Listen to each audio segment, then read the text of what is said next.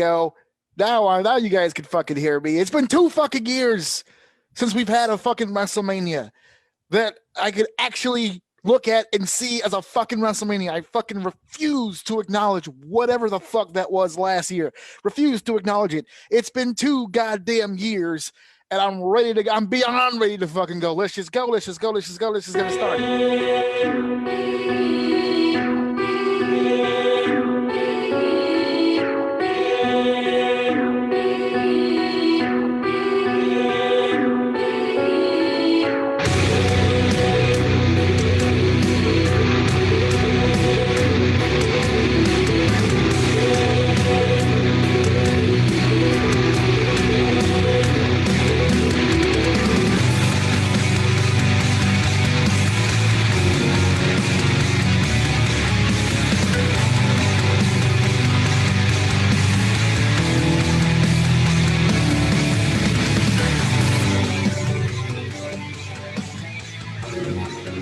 Welcome to Orsini's Uncensored Minds, and now your host, ajorsini with Dave.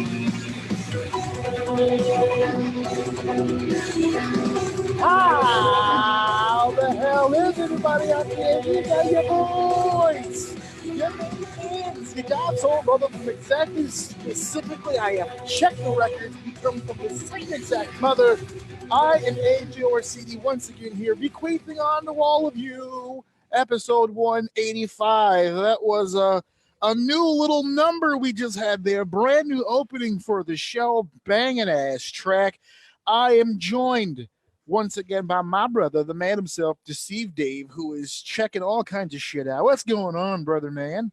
No, nothing, man. We're getting close, dude, and I can energy, baby. I can feel your fucking energy right now, God, dude. I feel like the word of the day is gonna be fucking. So, oh yeah, there you go. fucking sin. It's gonna be fantastic. But we are not alone. No, we are not alone. We've got 2 guests, just like we did last week for Roundtable Night number 1. This is Roundtable Night number 2, and we are joined by some of our heaviest hitters. These 2 guys have been on the show multiple times. I had to bring out the starting rotation for the big show. Where are my boys at? They got to turn their cameras on. Hey! There they are. Let's go. Murder's Yes. Joe Pombo. I mean, how many more times can I possibly introduce these gentlemen to the show? If you're new to Orsini's Uncensored Mind, they may be new to you. So I'll explain, of course. I already explained my brother, Deceive Dave. I am joined also by the host, the founder, the originator, the brain behind Hive Mind Radio. I'm here with the wizard to my Oz, as I have called him many times on this show. James, what's going on, brother?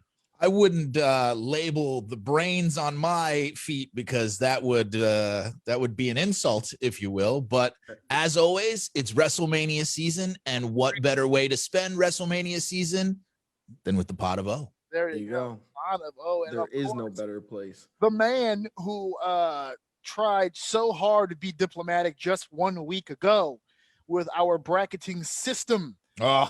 Joe Pombo, the I could say it all over again. The head, the creator, the founder of the number 2, BESCENE.com, 2BeSeen.com. I'm here with Joe Pombo, or Founder Voice, as you can see in the or Joe Dove, as I'm known on the or Joe Dove. What are you, Apollo Creed? I am the Master Blaster, the beginning and the Alpha and Omega. Like we see how Apollo's story ended, right? So I just don't want to fight Russians. I learned. I just won't fight a Russian. Smart move. Oh, man. Yeah. So I said it here in the opening, or at least the parts that the audience could hear, because once again, I have a bad unmuting problem when it comes to Zoom, but I fixed it. I really literally said everything all over again, okay? Because I'm that good, I actually remembered it. I'm just glad you look at your phone. But I actually didn't see it till after I noticed it. Oh, okay, I noticed it at the bottom. Oh, no. There's no slick. Like you're not gonna walk past that. I'm gonna call you out. You're not walking. We don't walk. We're not professional around here. Fuck that. On that shit. No. Live our truths. After I played about 12 or 13 minutes of a video, basically with my entire face on it, because I'm not arrogant enough. I double checked on the bottom as I was going through the opening. I realized no one can hear me. They just see me emoting it crazy heavy and not hearing a single word. But as I said in the opening, and we'll start off with this just right off of the bat. This time last year was when the world shut down. I believe their last pay-per-view with an audience was just before WrestleMania. WrestleMania was the pay-per-view where they couldn't. I remember for weeks leading up to it. Will they? Won't they? Should they? Can they? It's just so many questions, and then the end result being that they should not. They did not. But only half. They did not bring in an audience. They still had a show. So while I am being jokey and I'm being jovial about the idea that we didn't have an audience last year, I am serious about the idea that I can't look at 36 in my mind and in my heart as a real fucking WrestleMania. And it does my heart a lot of good when I'm watching, like, for instance, Stone Cold's podcast, and Randy Orton goes on there and he's like, last year was kind of, and then Drew McIntyre is like, it didn't really, So it makes me feel better. But Joe, let me start with you. Where does WrestleMania 36 stand with you? Did you have such a good time with it that you're not going to WrestleMania 36 was the first WrestleMania that I didn't watch. Oh, well, I was so close to not doing it myself. Yeah. I was so close myself, but I couldn't. My heart wouldn't let me do it. But you had the guts. You stood by your guns. Yeah. Now, was that a protest on purpose, or you just genuinely wasn't interested in seeing the card? No. It was a lot of different amalgamation of things, if you will. It was the fact that a lot of churches had hired To Be Seen / Insert Media to do their spiritual and virtual worship. Okay. Yeah, which tied me up. Like how you worked the plug in there. That's pretty good. Yeah. Oh, I did a double plug. I did the churches but the devil. So, what you and your wife are into on your spare time, buddy. I was gonna say. Ooh. Continue. You were plugging yourself. Go ahead. You were still. So what ended up happening was I was actually quite wrapped up because we're learning how to live worship virtually, and I was coming up with ideas and obtaining and procuring equipment for several different musicians and the pastors and everything to set up everybody. So it was the first WrestleMania. Was like, well, I don't have time. So, and this one's like, I love Drew and all, but so I'll be okay. So it was half and half. Yeah, it was half and half. And I had to serve the Lord and these people that pay the bills. So I had to make sense. If you put the Lord and WrestleMania in my hands, that's just a personal preference. Steve, where were you when the world stopped, and what were your thoughts at the time in the moment when it comes to whether or not they should or they shouldn't? I thought that they did the right thing from an ethical perspective to kind of just put the safety of their performers and the fans at the forefront. I was most interested, and I watched it with my friends, as I'm going to do this year virtually. I do a costume party every year, going to do that again this year just to have fun with everybody. So for those of you watching, you may or may not be invited. There you go. But probably you're not, but some of the people here will be. You go either way, what you want. From a television perspective, as a guy who likes television production and the way that kind of pieces together, I was really interested in seeing how they pulled it off. Yeah. Because one of my biggest gripes about professional wrestling as a whole is the format from a television production standpoint is very stale, very the same. So this, I was hoping, would force them out of their box to do different things. And it did in some ways and didn't in others. But overall, the WrestleMania experience for me is now at this point less about the event and more about the people around the event these days. Cause sharing it with my kids. Yeah. Just, seeing stuff like that, enjoying it through other people more so than myself. Cause I prefer to watch it honestly by myself, but not to sound like a selfish ass, but I'm going to be a selfish ass for a second and say, not myself. I prefer watching it after. So immediately after the next day, I usually watch it. So I'm not going to lie. I like to be a wrestling. I'm not like, despite the fact that I'm an actual performer in the ring and I do a lot of stuff on a performance level, for the most part, I don't like being around people. Testify. I love performing in front of people. I love getting a reaction from people. I don't like being fucking around them a whole lot. So when it comes to viewing wrestling like that, that's one of my preferences too. As long as I got like my small, for me, I mean, not by myself. I like to grab the fuck out of somebody when I get excited about something, but I keep my circle small. Actually, no one's been by my side for more WrestleManias than Deceive Dave over here, who's seen his fair share of WrestleManias either willingly or against his fucking will, depending on how many TVs were in the house at the time that we were growing up. Yes. But did you watch WrestleMania last year? Did you get anything from that experience with the? No, it was right around that time. Actually, you're the one who discouraged me not to. I remember saying that I wanted to watch it, and you were like, "Don't waste your time." And I said, "Okay, say less." Like I wasn't that driven to watch it. I just knew it was coming, and it was something that I had to watch. It's just like the Super Bowl; you just kind of have to watch it. So, and I just didn't. And around this time, like you said, everything was blowing up, and I was in the heat of it. There were with a lot of people staying home or whatever the case may be, and as much of a blessing as it was, because I still had a job, but there was no day off for me. And if anything, it got worse because less people were coming to work, and I was management, so there was no saying no for me. I had to be there if they told me. So around this time of year right now, my working was OD. Could you come in? Make sure you come in. No, they're like, I need you at this time, and you're staying until this time. There's literally nobody else. So around this time of year, last year I had no time for anything. It was just work. I was very much on that wave, and I ended up watching it at some point anyway because I just can't. No matter how bad the cocaine gets, I still keep the cocaine. It's like I know it's gonna kill me. I know it's gonna kill me. I know it, and it hurt. Every minute of that fucking program hurt my fucking. I know this is gonna kill me. This is bad. I don't like this. I can't stop watching. No, it's like I got the spoon and I'm heating it up, and they're looking at me and they're like, "What are you doing?" I'm like, "I just don't question me right now. I just gotta do it." I don't like. It's just either. What I do. That's it, man. You got to. Now, last week we did a WrestleMania bracket. What we did was we took a topic. We didn't just do WrestleManias, right? If you notice with our brackets, they've actually been very specific. Taker's best matches, not necessarily Survivor Series.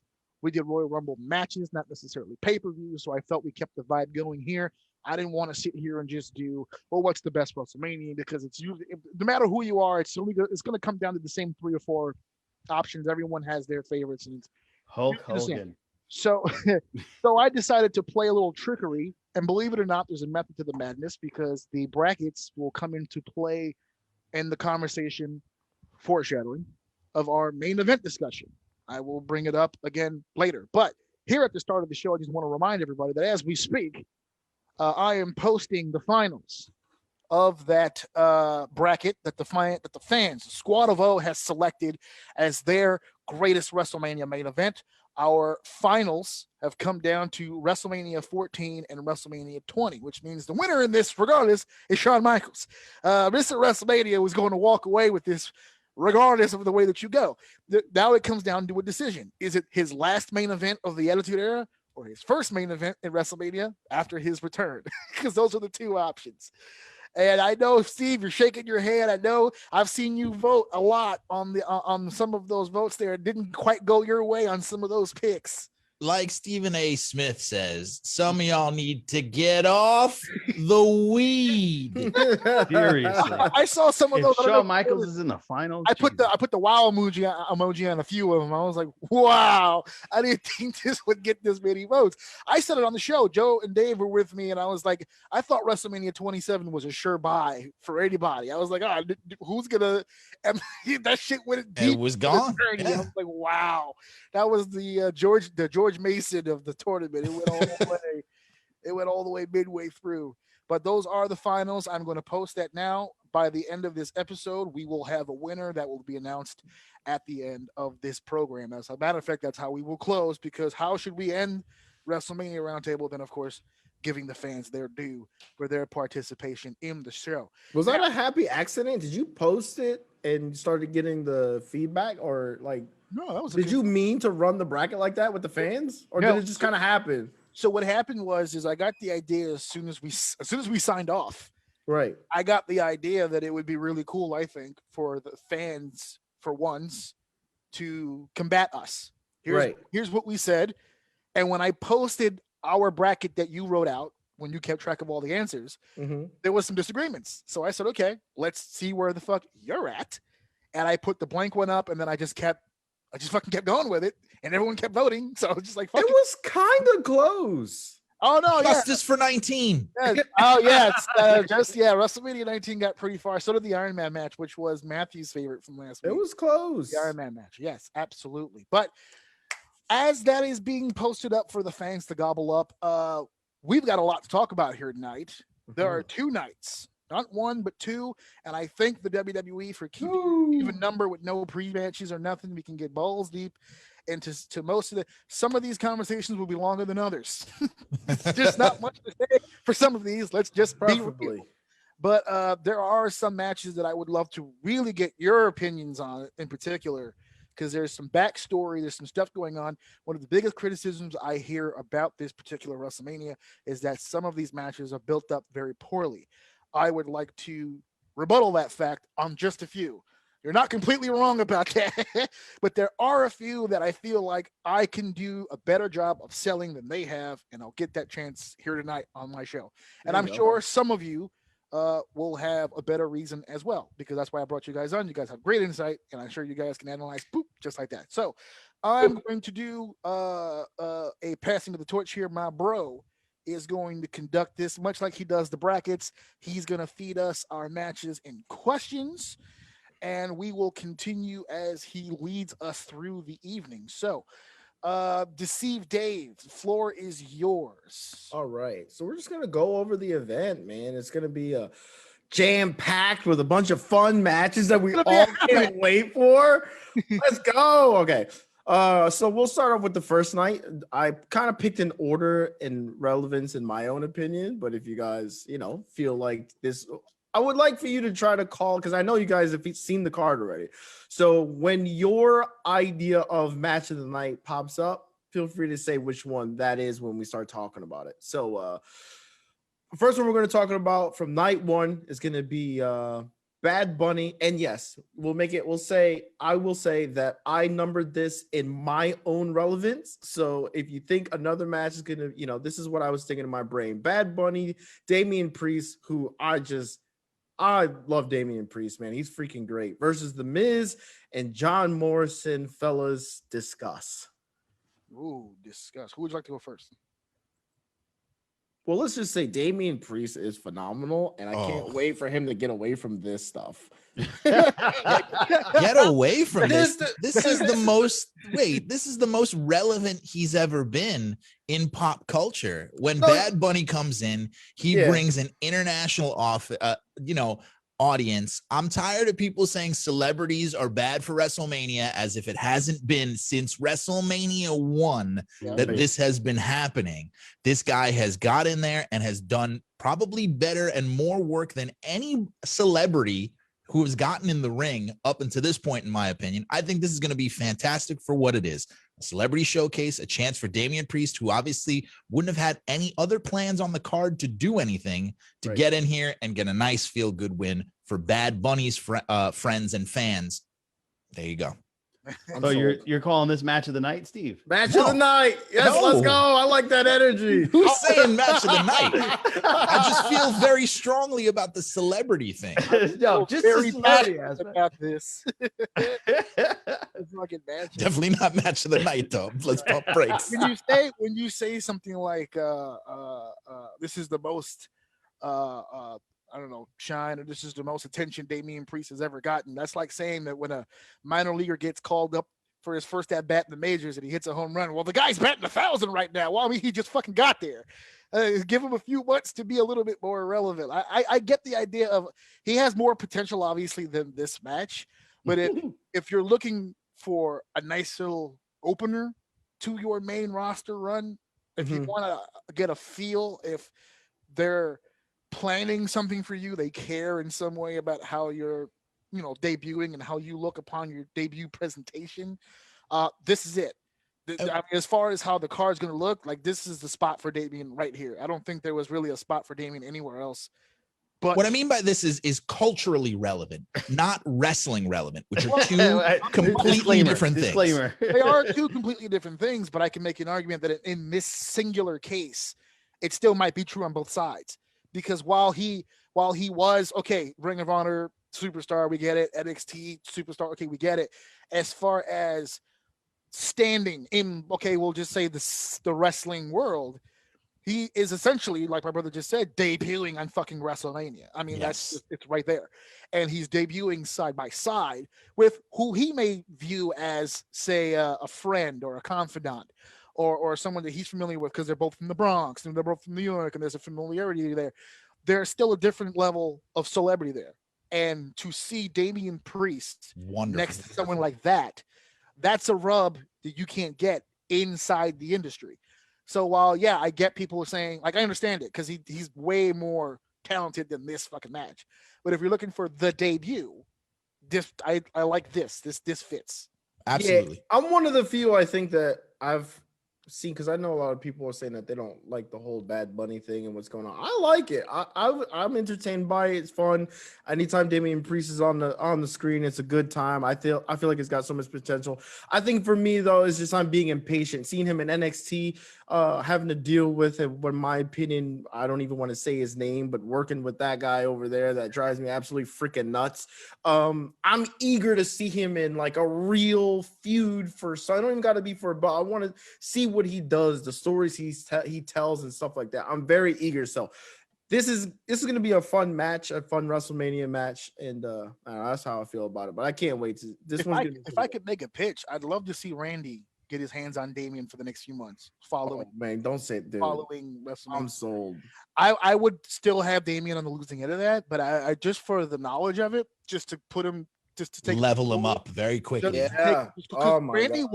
Randy has a way of either going over or going under, still elevating you in some way. And I think he would take a lot from Randy in that kind of exchange. A lot like I told you, Dave, a couple of weeks ago on the episode that when we talked about Sasha and Bianca, which we'll get into more into detail tonight now that we've got some more information about how this program's going to go. But a lot like the whole Masters class thing that we talked about before, I can see that with Damian and Randy. You got anything on this, Joe? I'd like to see how this match turns out in the future. Like, are we going to look back at this and go, wow, this WrestleMania's LT versus Bam Bam Bigelow? Like that's what I'm just going to wonder. Like, how is this going to reflect this WrestleMania Snooki? Yeah, it could go exactly. Way.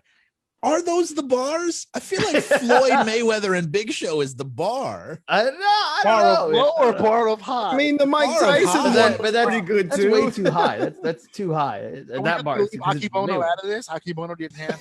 It's just something. Okay, all right. No.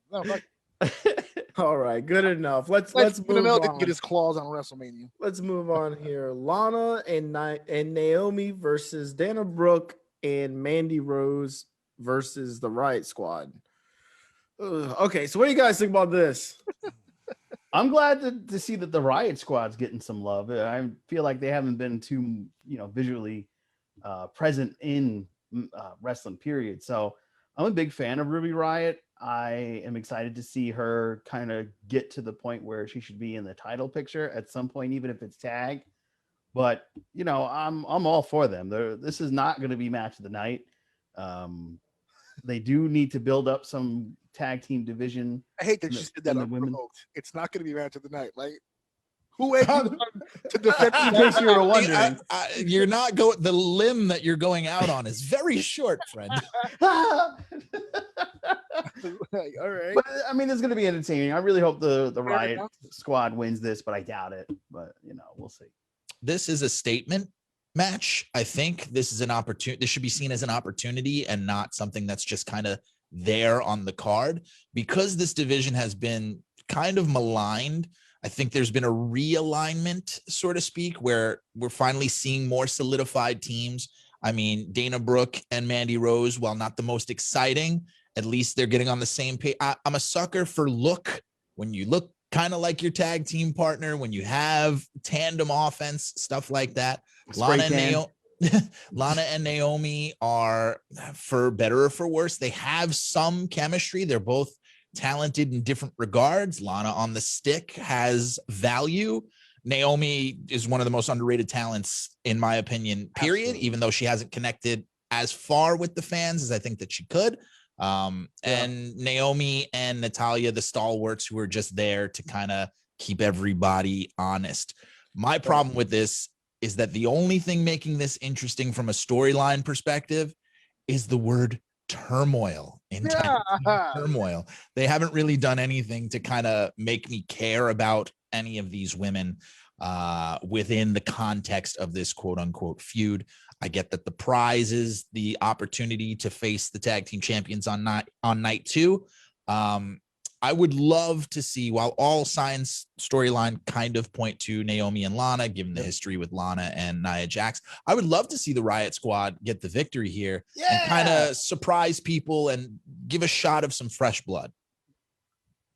Well said, James. I mean, I'm hyped for the intro. That's for sure. I love that Lana Naomi intro. Yeah, that shit is. This is where I want Lana with her. I love this. She doesn't like, I don't know where she was before the whole story Not was talking as much. That's why you started getting on. Dude, board. I love it. It's good. This is great. Like, this is gonna be fine. I actually find her entertaining now. You know what's funny? Looking at this, it stands out, and I don't know if this is gonna come out as an insult or not because it's not meant to be. But when I look at this, when I look at Dana Brooke and Mandy Rose, they're very vintage. I get a vintage, like old school diva vibe from them. Yeah. Whereas, like, you see a lot of the women now, they're, you know, obviously it's a much different look than what is before. But when you see those two, you think like the way the divas used to look, the women, like all of them kind of looked like that. So I don't know. I think that kind of stood out to me. I thought that was kind of. I definitely see them as the body team, and that's not like in a sexual overtone like it has been in the past with the divas. I see them as the most quote unquote fit. They are the version of the Powers of Pain per se in the women's division as far as strength. So that's why I like the pairing myself. You got anything? Oh, AJ? I always have something. Let's have it. I'm just gonna go right off the bat right here and just say that I think the Riot Squad needs this. Not necessarily it'd be a good win. I think it's the win that they absolutely need, because there's only but so much toiling around you can do before at some point you gotta. I mean, not everyone can be Tamina. You gotta make a move at some point that will jump you up to another level. And like James was saying about needing fresh blood, this division desperately needs it. Hiring new divas, bringing up NXT tag teams is not going to fix anything. It's duct tape on a bounce house. It's only but so much time before the pressure will leave completely. I love the idea of the tag titles. I loved it when it started. I love the emphasis they had on it when it started. I don't like the fact that the emphasis has died out, but I also can't blame them, because there are 37 different fucking titles in this company. It is hard to put a fucking focal point on one for too fucking long. Even the world title at this point loses focus for other belts. So it's hard to just keep track of all that shit. This match is also, when you think about it on paper, historic in the idea that someone in this match is going to now hold the trivia question answer of who is the first person, or should I say now because it's a tag team match, who is the first tag team to wrestle on both WrestleMania nights on the same weekend? No one has competed on both night 1 and night 2. Again, I'll use my own criteria that I used earlier. It just fucking started happening, but it's still the first. It would still be a first. So winner of this matchup will be on the next night. So that's going to be another opportunity here for this tag team division to make a little noise. So it's important to get that off to a right start. If you can have a tag team tournament match, and the 4 that you saw in the picture are the 4 that are technically announced, but we've seen clips of Carmella looking into possible partnership. Charlotte Flair, spoiler alert for those of you who haven't seen SmackDown yet, is looking for a partner. We may see other tag teams involved in this. Who knows? WrestleMania, we may get some surprise tag teams that we haven't even heard announced. Mae Young returns. If the Jumping Bomb Angels return, I'm gonna go fucking banana sandwich, and I'm changing Lita and Trish. Lita and Trish. That's what's so great about this division to me. The possibilities are really Molly fun. Holly could pop up. There's a lot. Molly Holly with a great speech the other night, by the way. Quick, simple, and to the point, and thank the people that really needed to be thanked. That was one of my favorite speeches of the evening. I would love to get into the Hall of Fame, but we don't have the time. I know. We don't have the time, but it was a great night. Molly would be great. There's a lot of different options you can do. I'd love to see Medusa dropping somebody in the back of their head for no reason and no remorse. Steve, how hard would you pop if Medusa came out with Aja? Oh my God. Or Nakano?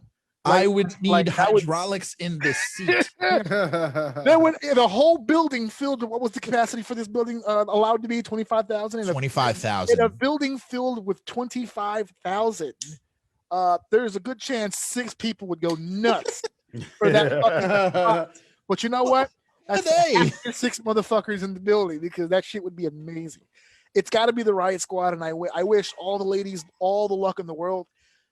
I know I said that the winners, Riot Squad, need this. All of you need this. This is your opportunity. You almost didn't get anything. This was a last minute edition. I don't know who pushed the envelope on getting you on, but if you want to thank them, show out. This is going to be your opportunity. And it's a good way to tell a great story if whoever the winner is, you injure them during the match, and then they do the kind of Bret Hart King of the Ring thing where you tell the story in night number 2. So yeah. Good opportunity. Really quick, let's not dwell on this because we have to keep moving. But if the winner of this match goes on to the next night and then proceeds to win the titles, is WWE completely ripping off of New Japan? How so? The whole New Japan thing with the match at, remember the 2 matches we had to win one and the winner faced the champion. Yeah.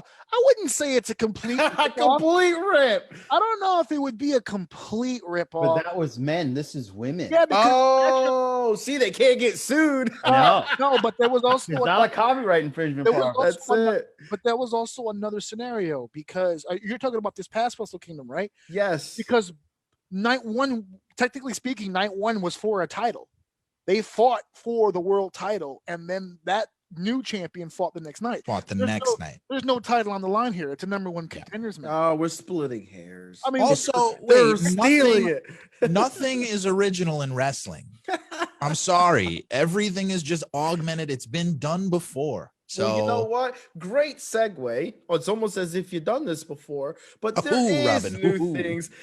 There is new things, and that is the New Day's entrance for the WWE in WrestleMania. So my question to you is, what new AAA game is coming out that we can expect New Day to dress like? I think they're going to pull an Attack on Titan since they wrapped up that show permanently.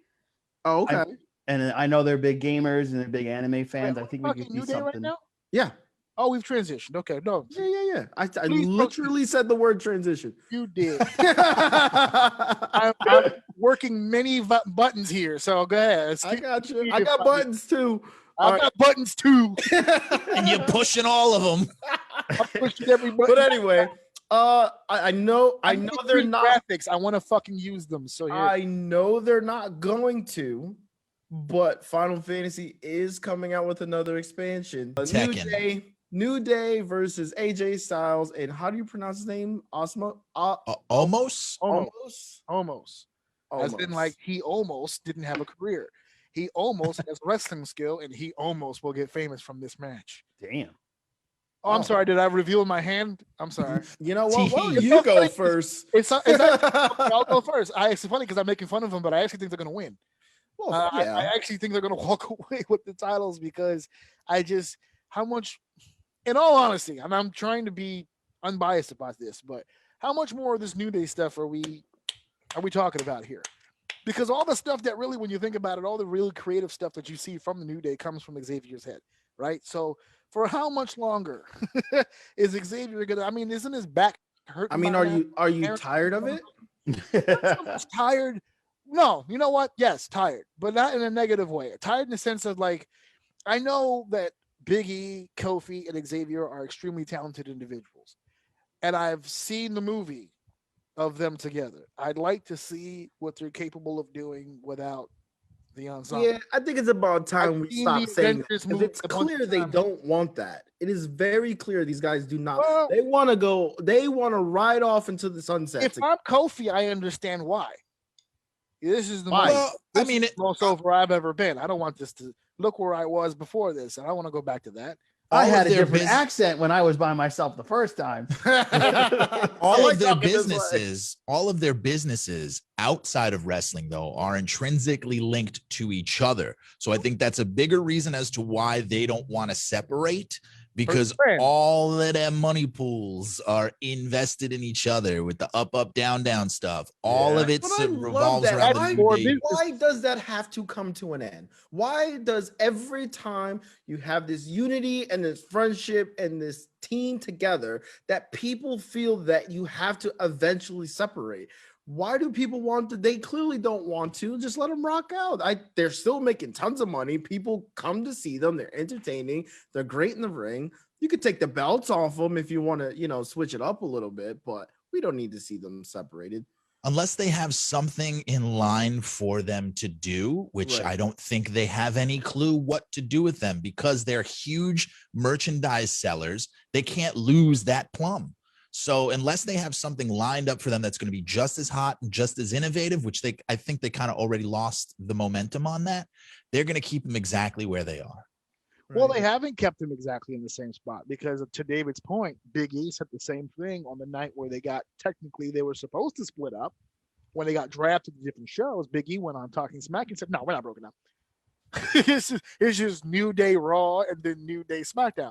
On the last pay-per-view, Fastlane, I believe, all three of them came out together. They wore the Gears of War entrance attire. So even though they're split up, they're clearly not split up. So we're right back in the same situation as it is. No. I would still like to see them do different things. If you're not going to split them up as the New Day and you're just going to leave them a group forever until the fucking end of time, which is not unheard of. All right.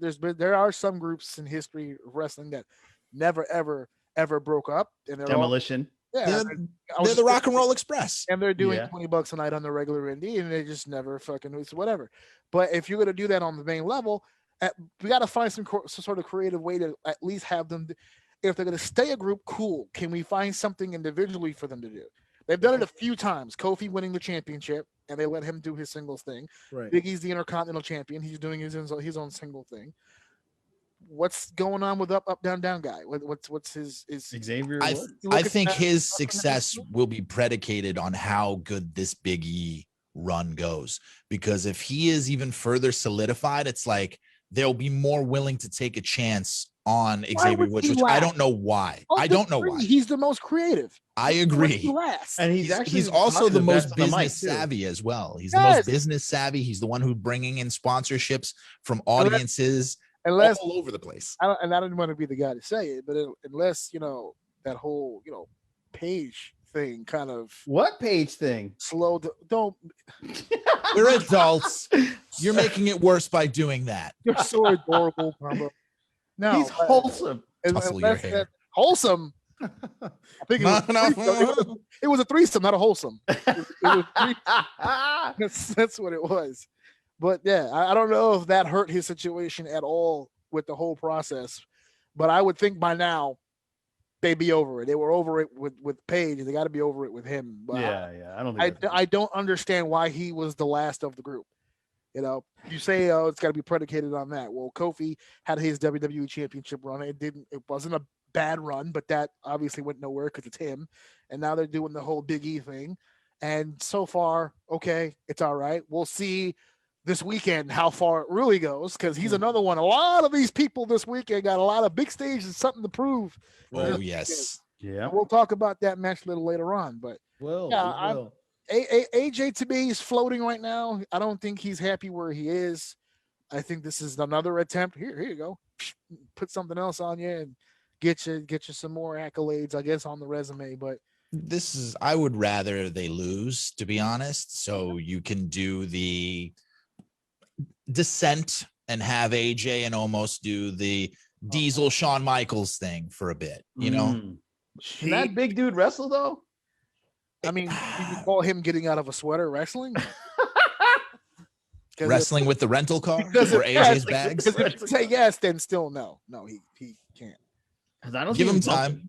Give him time. He's had that blazer on for at least 2 weeks. He'd have to go. But if you were that size, would you be bumping too? No. His bump Oh, no, should be important. Listen, Yeah. I'm not suggesting he developed, he becomes the next Lou Fez, but I mean, At least don't be the next Lex Luger. he showed some Oh. promise. Oh, you know what?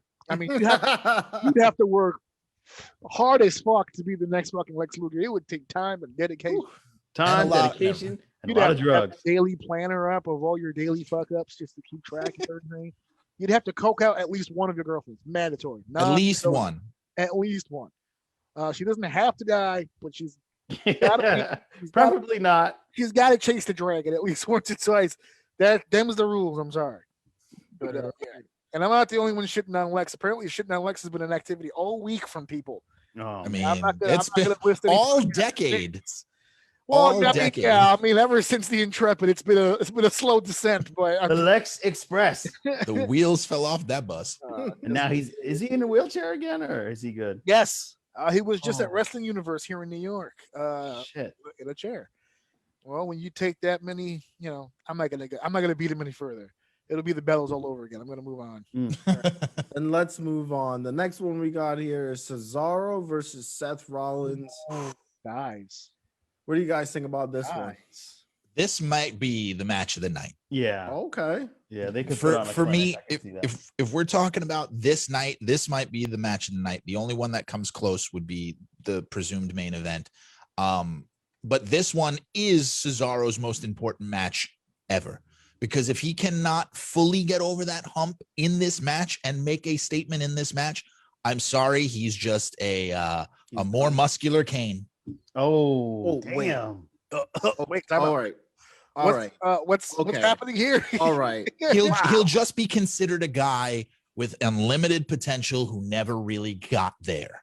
Oh my god. Kane Whoa, no, kind wait. of got there, but Wait didn't a get where he should have. Wait. Well, okay. You know what? Okay. All right. No. See, didn't I tell you last week that it was Steve? See? There you go. Look at that guy who's behind Deceive Dave there on the wall there. You just put a pink cushion in this motherfucker's life. Kane is one of my favorite wrestlers of all time. If not two, he's three. But if he was in his prime right now in this business, he would be the number one star. Oh yeah, no. If you had a guy of that size and that skill working right now, yeah, he would be clear number one.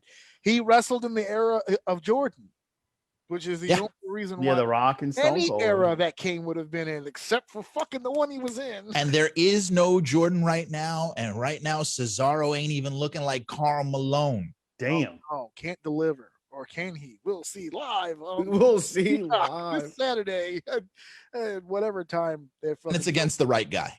I don't know. For me, I think the problem that not a problem, but and not because of like his Cesaro? ability, obviously. I'm not a big fan of this gimmick. Mm. And it's a very story-driven gimmick with the pulling back, the talking, the stalling, the wasted talking, the saying random shit.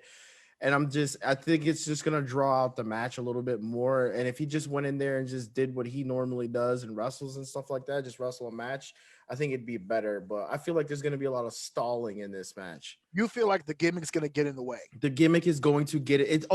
Since he's been doing this, I feel like it's just been good. And I'm not the biggest Seth guy to begin with, but I have been seeing a little bit of his stuff because I've been watching a lot of older wrestling and stuff like that. And I've been watching him, and he obviously the guy can go, like he can do what he does, but this isn't it, man. I don't know what this is, and maybe I don't see it because I don't know. I guess I'm not that wise as a wrestling guy, but maybe you can elaborate on it. But I don't. This isn't it. He's sexy Jesus. That's a gimmick that's He's Oh, also starting to sexy do Jesus. more chicken shit stuff, which I enjoy. So Okay, I'm with it. there you go.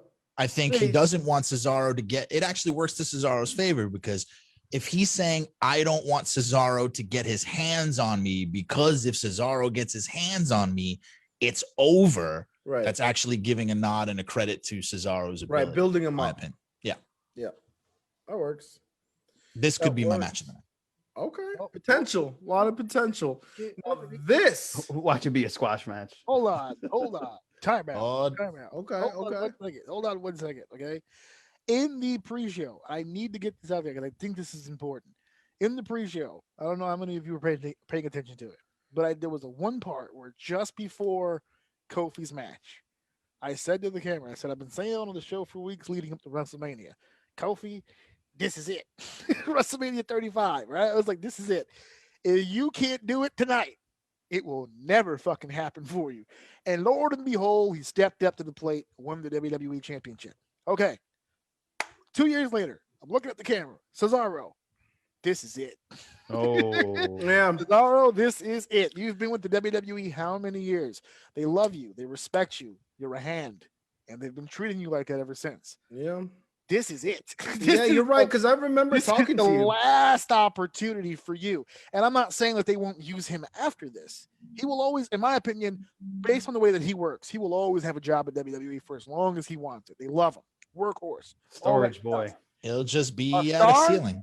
A main event, a WWE world title, never.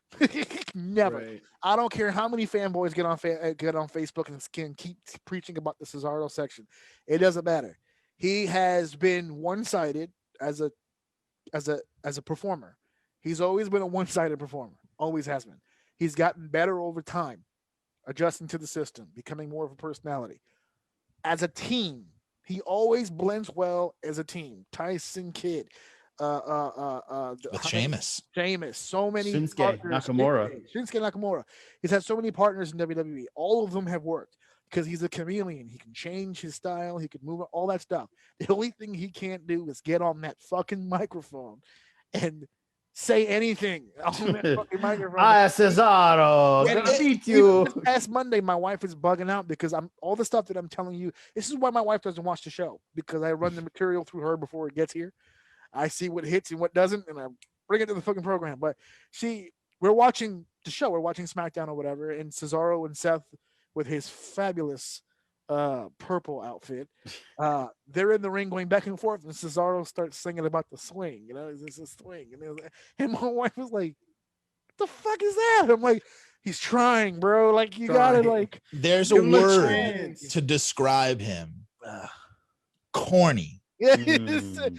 he's a smart guy. He knows 5 different languages, well educated, got the money. He's got He's just style. mad corny. Just fucking a boring fucking individual.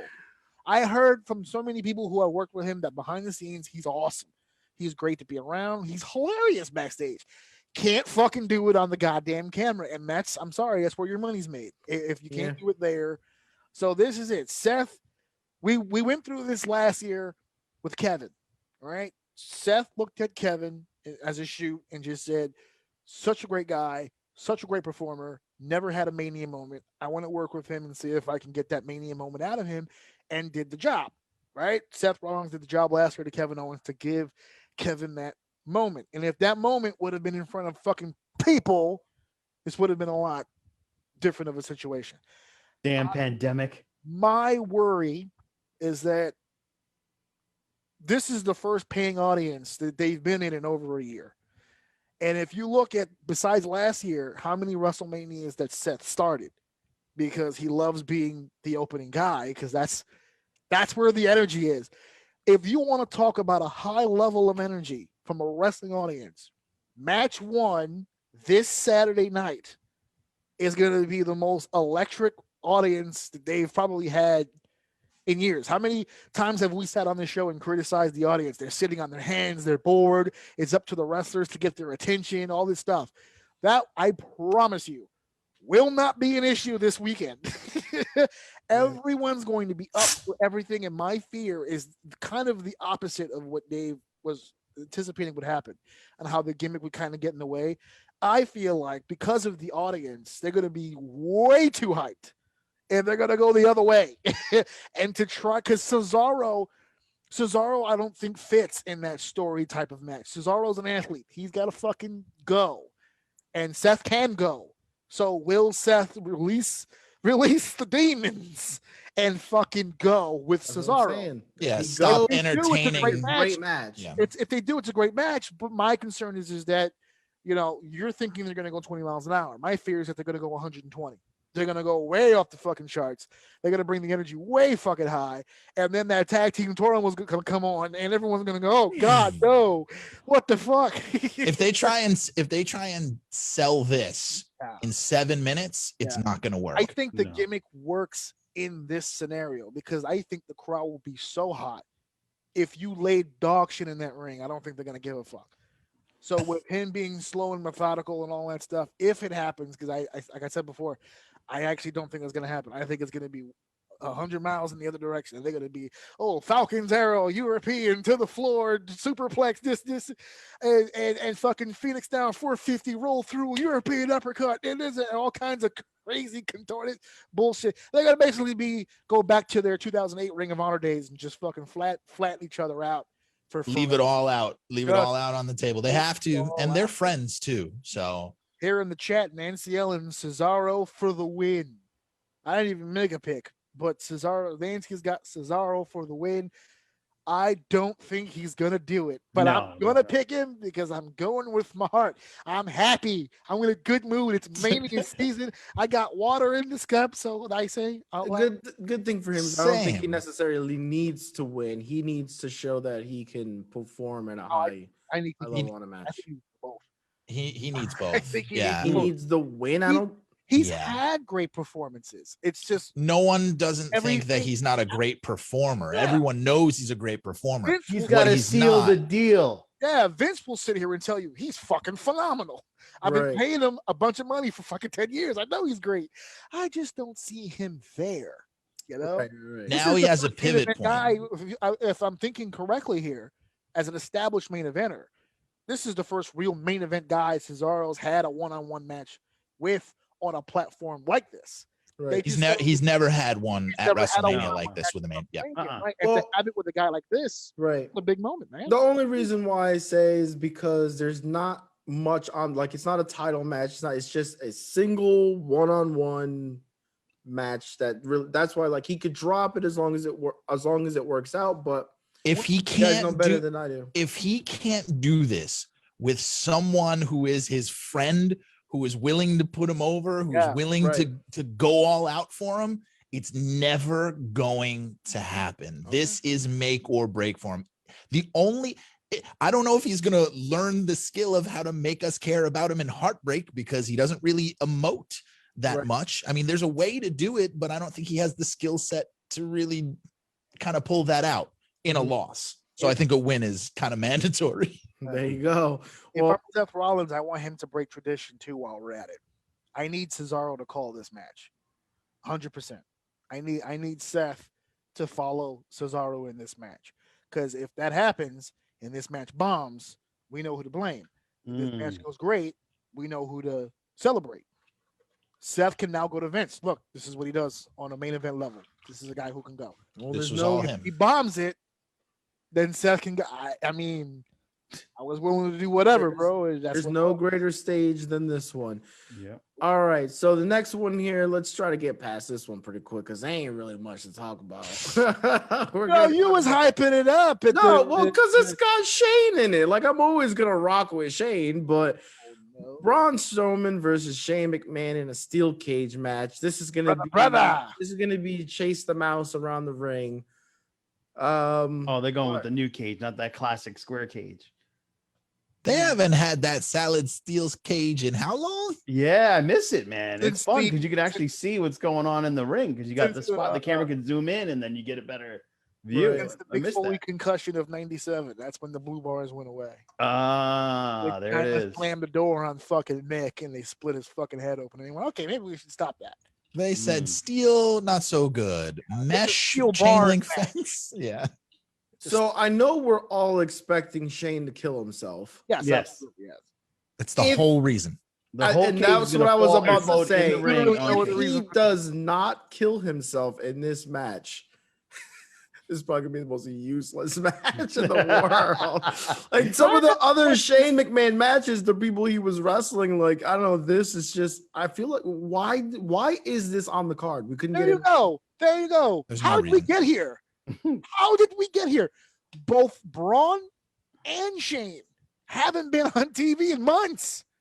And They then needed something. They needed Then the something to last do few for him. months before Mania, he starts teasing him, and now we're at WrestleMania in a steel cage. No, you're stupid. No, you're stupid. I wrote a song about it. Want to hear it? You're stupid. Like that's been the whole build. And then he's training and he tears his Achilles heel. I'm like, what the fuck is this? Yeah. The only thing that would make this interesting is if they said no escape, pinfall only in the cage. Then I'm hooked. Then I'm sold. Because at least you'll get some violence out of it. Exactly. And then Shane being the chicken shit running around, he's got nowhere to go. Right. Now entertain me. There's a lot more story layers they could tell if they did that, but it's not gonna happen. You know that Jackson and Elias are gonna get involved in this, and it's gonna be a whole fracas. And can I request one thing? I don't care how this match goes. I don't care who wins. I don't care if this match gets canceled last second. I don't care about this match. But I want one thing. Can we not do the choo-choo train? Ever again. Ever again. Ever again. But how are you going to know he's the Strowman Express? Yeah. Because, wait, that's another question I have. I know besides your shirt. When the fuck did he become a train? I don't know. Once he put on the gloves. What is happening in this? What are they doing? How? He just became like tomorrow. I shouldn't be confused about how he became Hagar from Harry Final Potter? Fight. No, Final Fight. Oh, Hagar! Wow, that's a classic. Yeah. Whoa. They just basically were like, just make him this. Did you see what we're talking about? No, I didn't miss the choo-choo. But I feel like I'm not missing out on it. You don't want to know. Braun Strowman does this thing where when people go to the outside, where he slides out, and he does his whole thing for the audience, and he runs like halfway around the ring on the outside, and he fucking shoulder tackles the fucking guy, and the guy goes flying, and he keeps going, and he just keeps shoulder tackling all the way around. It was a cool little gimmick when he was hitting people who could sell with it. That's how it got over. He was hitting Sammy and Kevin and AJ and athletes with the shoulder tackle. They got over. All of a sudden, I think it was 2 weeks ago. All of a sudden, 2 weeks ago, he goes to the side of the ring to hit Elias, and then eventually Jackson Riker or something like that. And he does the whole thing like this, and all of a sudden on the train you go on the TV you hear, oh man, he fucking hits the guy, and they're flying. I'm like, what? They added Thomas the Tank Engine sound effects. Maybe Ringo Starr will bring him out then. Maybe that'll be his if he comes out. See, this is how he salvages it. If he comes out in a WrestleMania costume, that's Thomas the Tank Engine, I'm in. Ringo Starr's turn me around. They play the song. Dude. You turn me right around. I'm back in. It's the only way. Oh my god. In the comments, if Shane doesn't have his two goofballs, Elias and Riker, with him, but I know he will. Strowman for the win. Nancy, throw a dart. I am game for the fact that you're making these picks. Keep making them. But as far as a rebuttal, I got nothing. I just Shane off the top of the cage through something. I don't even know. Or through the ring. Even better, I could see Shane going to the top to attempt something, and then Braun throwing him and landing on something. I don't fucking know. I sat in that arena when Shane and The Miz fought and 35. And so did I. What a great buildup. That matchup had me hyped until it happened. I never wanted to see it again. And it was all the way on the other side of the arena. So it was like, is that Shane? I can't see. Yes, he said, I had very good seats, so I could see him. Damn it, James. I missed it. I was giving props to Nancy. What happened? Oh no, 3 out of 4 of us were at WrestleMania 35 live. Yeah, and, I'm I gonna wasn't get this- invited. I'm gonna get this fucker to a Mania. I'm gonna tell you right now. I wasn't invited. No, I probably was. I'm be honest with you. I know the last time he went, I was, but I couldn't go. Actually, Don't you I'm live talking in shit. Jersey? too? Actually, you were invited. I told you a year beforehand that we were gonna try to put our funds together. Well, remember? guess what? I was poor. You can ask me now, and I'm able to go. So moving on Hey, here. look, this one's gonna be what's that? Tampa. Tampa. Next year Houston or LA? I think it's LA next year because I And Houston. think they're gonna try and tie in the Summer Slams to them as well. Oh, Because they're I think going back Summer to Slam is now in LA. Right. So you got about 2 more years, and then it's gonna loop the fuck around back to where we're at. So then, All right, I'll start saving money now. There you So good because they're fucking expensive. Yeah. moving on here. $500 to barely see um, stuff. Moving on here, we got what I'm torn. I am really torn because I think this is gonna be match. When Drew's on the screen, man, this dude is entertaining. He can go. He's been having great matches. I equivalent his matches when I watch them. I get the same feeling like when I'm watching Triple H. Like Triple H's old matches, I get that from him a lot. So I really enjoy watching his matches, and I'm actually been very impressed with Bobby. So the whole thing that they got going on right now with the belt on him, I think this is going to be great. And I'm hoping that Bobby retains the title here. Oh, I don't see that happening. I want Bobby to have a run. Let him start the new season with a run. And we're starting to get people back in the building, right? Give Drew a break. Let Bobby have his run. They can still feud. And then once people start flowing into the events again, give Drew the run he deserves. But give Bobby the shot right now because he's got it. We're at the beginning of this. And let him go with it. That's my thoughts on it. What do you guys think? I 100% agree with you because for me, Drew has been put in the worst potential circumstance that is outside of his control. And I think he did an admirable job, but it was okay. It wasn't great. He did the best he could under the circumstances. Drew is the kind of guy who needs to connect to the fans in the building to feed his performances and to make him seem larger than life. Bobby Lashley does not need that because of the way that his character carries himself. He's going to be Bobby regardless. Right. Now, I think Drew is better on the chase than he is as champion, but we haven't seen him in front of a crowd yet. So to your point, have Bobo win here, have a little bit of a run, let Drew get that chip back on his shoulder. I love Bobby Lashley. I have since day one.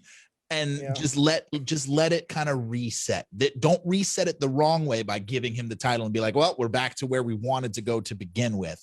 Right. Reset it in get Drew back his momentum because I don't feel that he has any right now. Well, I think one of the biggest reasons why I think they should just let Bobby run with it is because I don't want them to do another Kofi where they gave it to him and then he drops it like fairly quickly. 5-minute match turns into 5 seconds. Let him get a run here. He's doing good. He's got the look. He's got the experience. He's got the people behind him. He may not be the greatest talker, but he's got a great talker next to him. He's ready to go, man. This is something we can go straight to the next Mania with in and out, I feel like, and not even have a problem with it. What do you think, AJ? Oh, me? I thought we were going to go to Pombo. Okay. Don't matter. Whoever want to talk. Joe, go ahead. I love Bobby, MMA master that he is, but I really see Drew just coming back and getting the belt. They'll put it back on him and just start some other things and kind of close the gap. Mainly because I feel like since they kind of broke up the Hurt business, Shelton Benjamin may cost him this, and they might build a feud with Shelton. And you talk about somebody that deserves a run. Shelton definitely deserves one.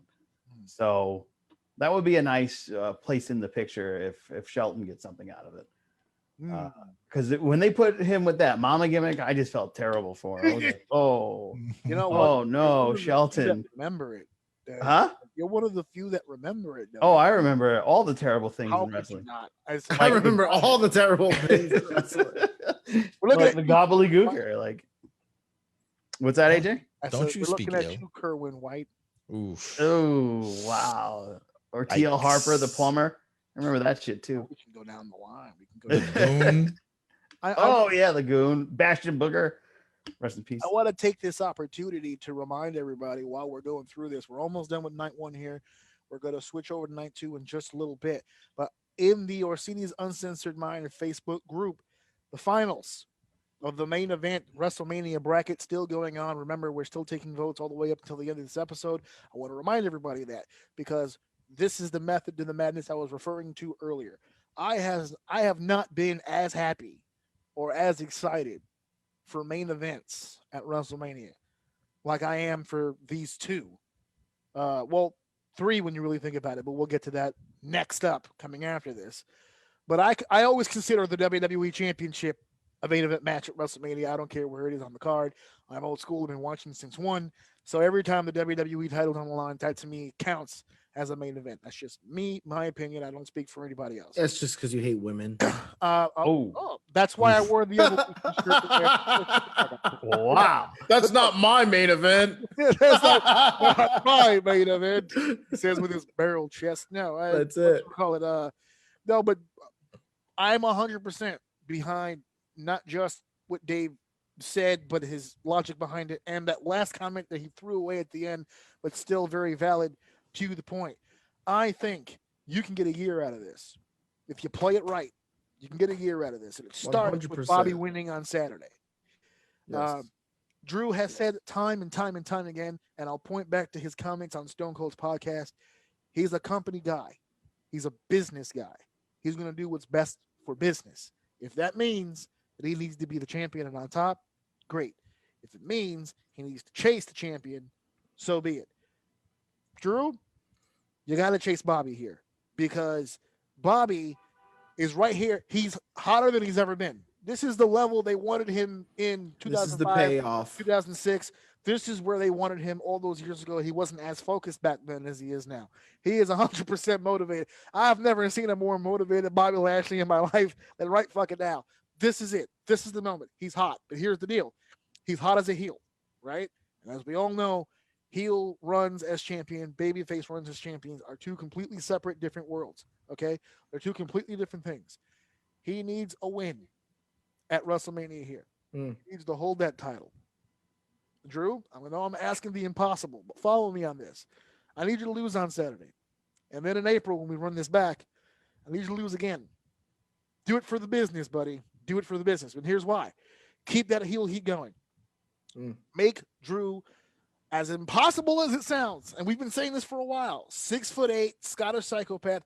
It's hard to get a guy who looks like that. Sympathy. It's almost impossible. But if there's a fucking guy on the planet who can do it, it's Bobby fucking Lashley. You have an opportunity here, not named Brock Lesnar, to get more out of this. Brock did you a solid. He gave you a Rumble situation. He gave you the Mania match. Fantastic. For 2 nights. Bobby can give you that every night for the next few months. That's going to set you off as the. He can fuck with you. He can give you mind games. He can interrupt your matches. He can do all kinds of shit. Do the job on Saturday. Do the job in April. Split. Come back around SummerSlam. Take the title back. Come back the following month as we lead into Hell in a Cell. Drop it back to Bobby. Split. Get back into the Royal Rumble. Win another fucking Royal Rumble. Head to WrestleMania. Choose Bobby Lashley. You get your payoff the next year. That's 1 full year. And that's not even going to specifics on each week. I just got chills. I'm ready for that. Like I fucking want that. That's it. Now puts the WWE Championship on a much higher pedestal. It's 2 genuine heavyweights who are athletes beyond their body frames, who can tell a story. Dave said it perfectly. Not that great on the mic, serviceable at best, but the guy standing next to you is Hall of Fame fucking worthy when it comes to that microphone. I didn't like the Hurt Business splitting up, but I don't need the Hurt Business here. All about Bobby Lashley at this point. I can understand why MVP wanted to keep it together because the plan was to have these guys all elevated together. But worst come to worst, when the old white man says, "Okay, pick one," then you gotta pick your one. Now, where Shelton and Cedric can go from here, believe it or not, is actually very high. Shelton is still performing at a very high level. Cedric's ceiling is still way up as far as now that he's getting his heavyweight body back, and not the cruiserweight one they forced him to have way back when. He's actually filling out again. That tag team can do a lot of things down the line. That's great. Focus on Bobby. Mm-hmm. I grew up watching Shelton just like Joe. I don't feel the same sympathy that Joe feels. Oh, that mama gimmick. I'm in this business, and in this business, the word deserve, I'm sorry, Doesn't exist. Doesn't fucking exist.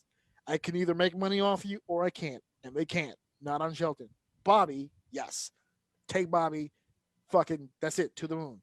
Drew, if you're good for business, do business, brother. There you go. So we got one more for night one to discuss. And where I feel like Bobby and Drew should be match of the night. Because personally, I'm excited for it. I'm really excited for this, but there's so much potential for this to go bad. And I know AJ is kind of a dick when it comes to Sasha because he's always looking for her to fail. And lately, she's been killing it. I got this gut. I'm just hoping nothing goes wrong and the match just goes the way it's supposed to. I'm really excited for this one. This is the one I'm the most excited for, and this has the highest potential for match of the night. It out. None of them are gonna fuck you. Just go ahead. Oh damn! Shot through the heart. So much I want to say, but you're not baiting me in. Go ahead. I think AJ just showed you where you're torn. Yeah, right. You're not baiting. No, me but in. he's telling 100% truth. When we did the African American month, when we did every week, we did episodes. We mentioned the whole thing. We didn't mention them together out of respect because we were doing Black History, but we were talking about how over the whole Sasha deal is and how much potential, I guess you could say, for Bianca. And we kind of teased it earlier, so I'll get into the specifics now. I had a very similar path for Bianca that I just laid out for Bobby a second ago. I actually anticipated, and it didn't happen yet, but remember my prediction. My prediction 2 months ago when Bianca won the Royal Rumble, my prediction was she was going to face Sasha at Mania, which she is tomorrow night, and that Sasha would win by turning heel. Yeah. That was the prediction. Mm-hmm. Now, in very similar fashion to what I just laid out to Bobby, job, feud, SummerSlam, lead to Survivor Series, maybe even Hell in a Cell, Royal Rumble, WrestleMania. It's a basic formula. WWE has done this shit for years. I'm not making this shit up. I'm not a creative genius. I just know the pattern. Now, I said this 2 months ago about Sasha and Bianca, and I just laid it out for Bobby. Upon retrospect, I like that plan better for Bobby. I got a whole different plan for Bianca. Yeah, I was gonna say I think this changes up now. I don't think it's going to go down that way anymore. I still think that we're going to get a more aggressive side of someone. I still think we're going to get a more heelish side of someone. I no longer feel that it's Sasha. I actually feel we might go the other way with this. I still say, and this is going to sound fucked up, I still say Sasha retains the championship here. She needs but I think it's going to be Bianca who loses her shit on account of it. I think this program is going to get extended. Instead of taking a break, like I said, for Druid and Bobby, you have the big match at Mania, do the job in April, split, come back later on. I think this is, believe it or not, I feel it in my gut. This is Mysterio Guerrero. This program is going to go for a minute. And whether it blows off at SummerSlam and then we move on to other things, that's a whole other thing. I love the idea of Bianca going to Masterclass with Sasha Banks. I think the two of them can make each other better. I think Bianca being the base for a lot of Sasha's shit will work. I think Sasha's slow down pace and let things register shit that she does, the way that she does it for Bianca would be perfect. I think this is a match made in heaven. For them, as soon as she won the Rumble, and I said it in my house, there's no other opponent than Sasha. When she won, I was like, all right, well then Sasha's going to be champ at WrestleMania because this is just perfect the way that it lays out. Mm-hmm. So that's my prediction. That's my thoughts. I'm flipping on that. I think Bianca goes overboard, loses the match through, I don't know, She just DQ gets of outsmarted. pummeling the bejesus out of her. I think because Bianca's the stronger of the two, the more of the athlete, she'll physically do more of the dominating. Sasha will come from underneath in her own heel anti-hero way, and then she'll just outsmart, because that's been the whole vibe of this promo leading up to the build here. She's the rookie. That's a Sasha holding up the belt. You know, I'm the one who built this. You're the rookie. You're the newcomer. So the finish, I can see Sasha winning by outwitting her in some way, and then that just driving Bianca off the edge, and we're off and running with a clear heel babyface dynamic. But that's me being old school in my head. We may get more tweener bullshit along the way, but that's what I thought. Sasha Banks is 100% better as a heel, in my opinion. I don't think that she registers very often with her babyface runs. It just doesn't work unless she has a very specific opponent named Charlotte Flair. I think that's the only one who can be hated more than her in that regard. I think that WrestleMania sometimes is about feel-good moments. And there's nothing better, and that will be something that I'll come back to on night 2. There's nothing better than the story of Bianca Belair going in the traditional route, winning the Rumble. They're building her to be female Hulk Hogan, and she's going to do it, and she's going to pose. She is going to be the new standard bearer, because Bayley is not there as far as her in-ring work, in my opinion, has suffered as her character development has come up. And I think that 4th spot is ripe for the picking. And I think Bianca Belair is excelling at that. I think she has to win this to really let fans have that moment. Because in my opinion, if Bobby is going to win, which I think he's going to, you need that feel-good moment on night 1 to kind of give the fans something to go home with. And I think her story is incredible. And that picture of Montez Ford hitting the ring, celebrating with his woman, you know what I mean? Like her being the woman. I think it's a great visual. They must have the most athletic sex of all time. Ooh, Lord. Yo, imagine. They probably bring the ladders and the chairs in the bedroom. Like, hold up. Like when they're done, that room stank. Like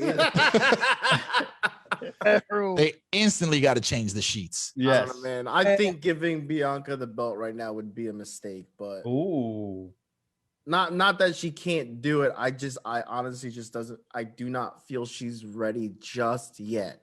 Just from too much too soon. You're saying? I think it's just for the moment. I think the payoff would be better later. That moment would be greater later, next Mania, after a full run.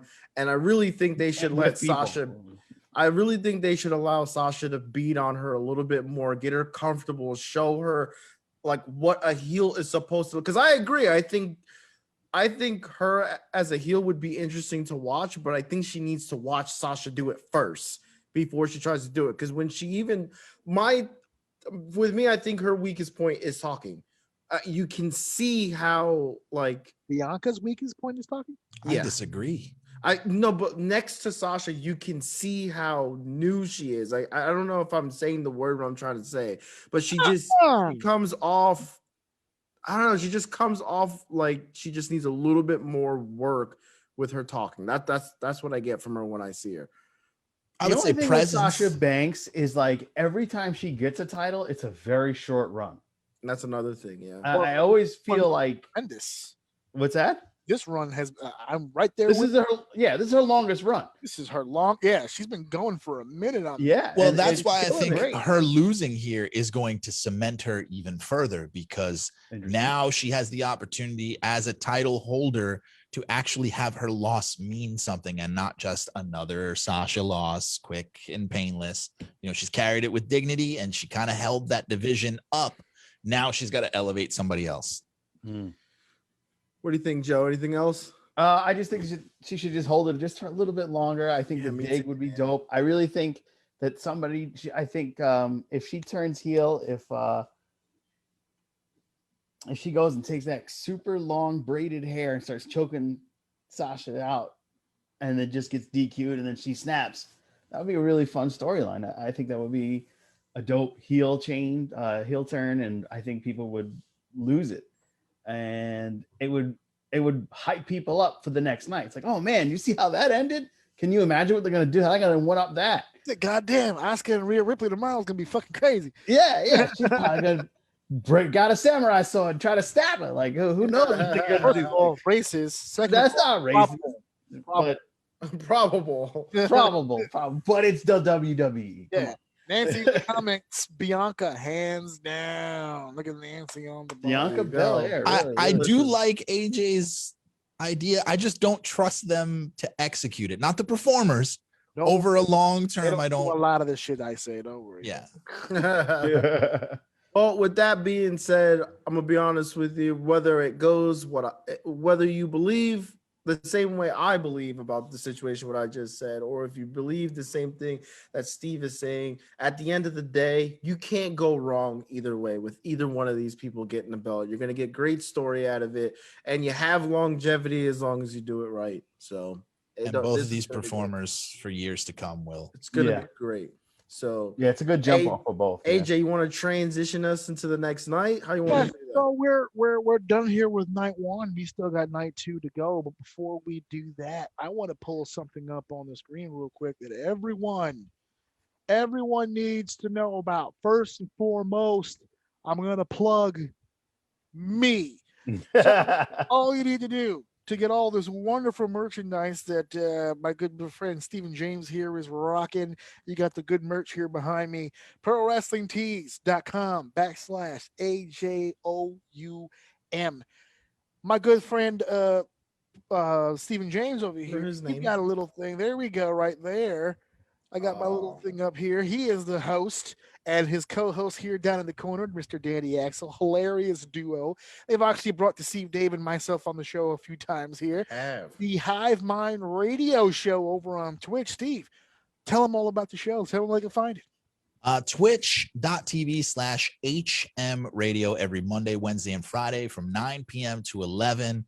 It's basically we talk shit. We have a good time. We've got callers who call in. It's very interactive. We take the news of the day and just shoot the shit.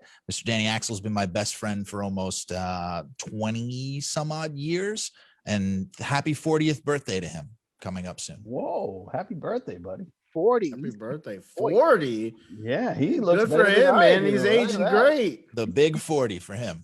Damn. Wow. Wait. Mine's October. Yeah, nobody cares, Joe. Yeah. Mr. Plug, he just plugged his birthday. Dude. He just You're wondering, stop I accept plugging. gift cards. He accept. Oh, he accept. This guy. He accept. Why don't you just link your Cash App? Yeah, dude. Yeah, founder. Look, Founder's the Cash App. Look, Yeah, look, there it is. There it look, is. There you go. ToBeSeen.com. Yeah, I plugged myself quite well. I plugged Ugh. myself into a corner. Plugs himself daily. It's a habit. It's something that he just has to do. Yeah, I'll be on the train and I'll be like, hey, have you been on ToBeSeen.com yet? And people will be like, what? And I'd start spelling It's it like, out. what did he say? Something gay? I don't know. Not that there's anything wrong with that. We're super excited to announce that we're going to have a brand new show on ToBeSeen.com. There you go. It's going to be an animated focus. It's going to be run by a woman, and more details are going to be forthcoming in the next couple of weeks. There you go. It's gonna be run by a woman. It's going to be run by a lady. No real specifics. She's got the female parts. Oh man, no. She's amazing. She's a hell of a speaker. I'm super excited. She's been on To Be Seen before, and she's getting her own throw. So in her show, so I am ecstatic. I'm over the moon. It's going to be amazing, and I can't wait for everybody to check it out. I'm not going to give out too many details because I want everything to be smooth as we transition into a new era on ToBeSeen.com. The return of Trailer Fiend has also debuted back on To Be Seen. We're talking about movie trailers, whether they're going to watch the movie or not. In the COVID world, movie theaters are scraping by, but this guy's got double vaxxed. So I'm ready to go back in there. Double vaxxed. I got Pfizer twice. And I'm ready to go back in there and sit and have my popcorn and overpriced soda and enjoy some screen time. All you're plugging, you're happy as fuck right now. Oh yeah, this is my moment, man. This weekend, I'm gonna right instead of WrestleMania, I'm going to see King Kong vs. Godzilla. Oh, that's pretty cool. I got another picture here. There you go. Oh, look, that's my face. That's you. that's my art. Ain't nothing going on with that right now. I didn't want you left out of the picture situation. So. Oh, okay, that's nice. You can catch me on AJ. You can catch me every week on OCD's Uncensored Uncensored Mind. There you go. When he came on the show, I gave him an opportunity to did. plug, and he plugged the show. He plugged That's this. it, man. because he knows where his fucking bread is buttered now. There is no butter on any bread. There's not even bread. I don't even think there's bread. Exactly. Nope, but we can all take solace in the fact that at least Pombo gets plugs. So there That's we go. true. There you go. Listen. But if that's you all want to that matters. create bread, go get the merch. Yeah, get that merch. Don't get me. I've some got one bread. too. Give me your bread. Like, go Yeah, ahead. give me your bread. I want your bread. All right, night 2 kicks off with a very unfortunate situation because night 1 has a tag team moral match that leads to another scenario. Brother Dave, take over. Good segue. So the first one we're going to talk about, because we kind of somewhat talked about it I didn't already. take a picture for it because fuck it, go. Yeah, so Jax and Baszler versus whoever wins the turmoil match, which I mean, what's there to say about it? Go ahead, you guys. Here's what I have to say about it. Just show me. That's it. That's all I really have. Nia Do Jax, they retain? yes. Oh, Oh, Oh, well, there we go. no. They're not holding on to that. Discuss. ended this segment by 10 more fucking minutes, you asshole. No. Go ahead, Joe. I'm actually curious. Go ahead. Go. If you want a good WrestleMania moment, and with so much things going on and a lot of possible potential retaining of championships, you got to have something flip.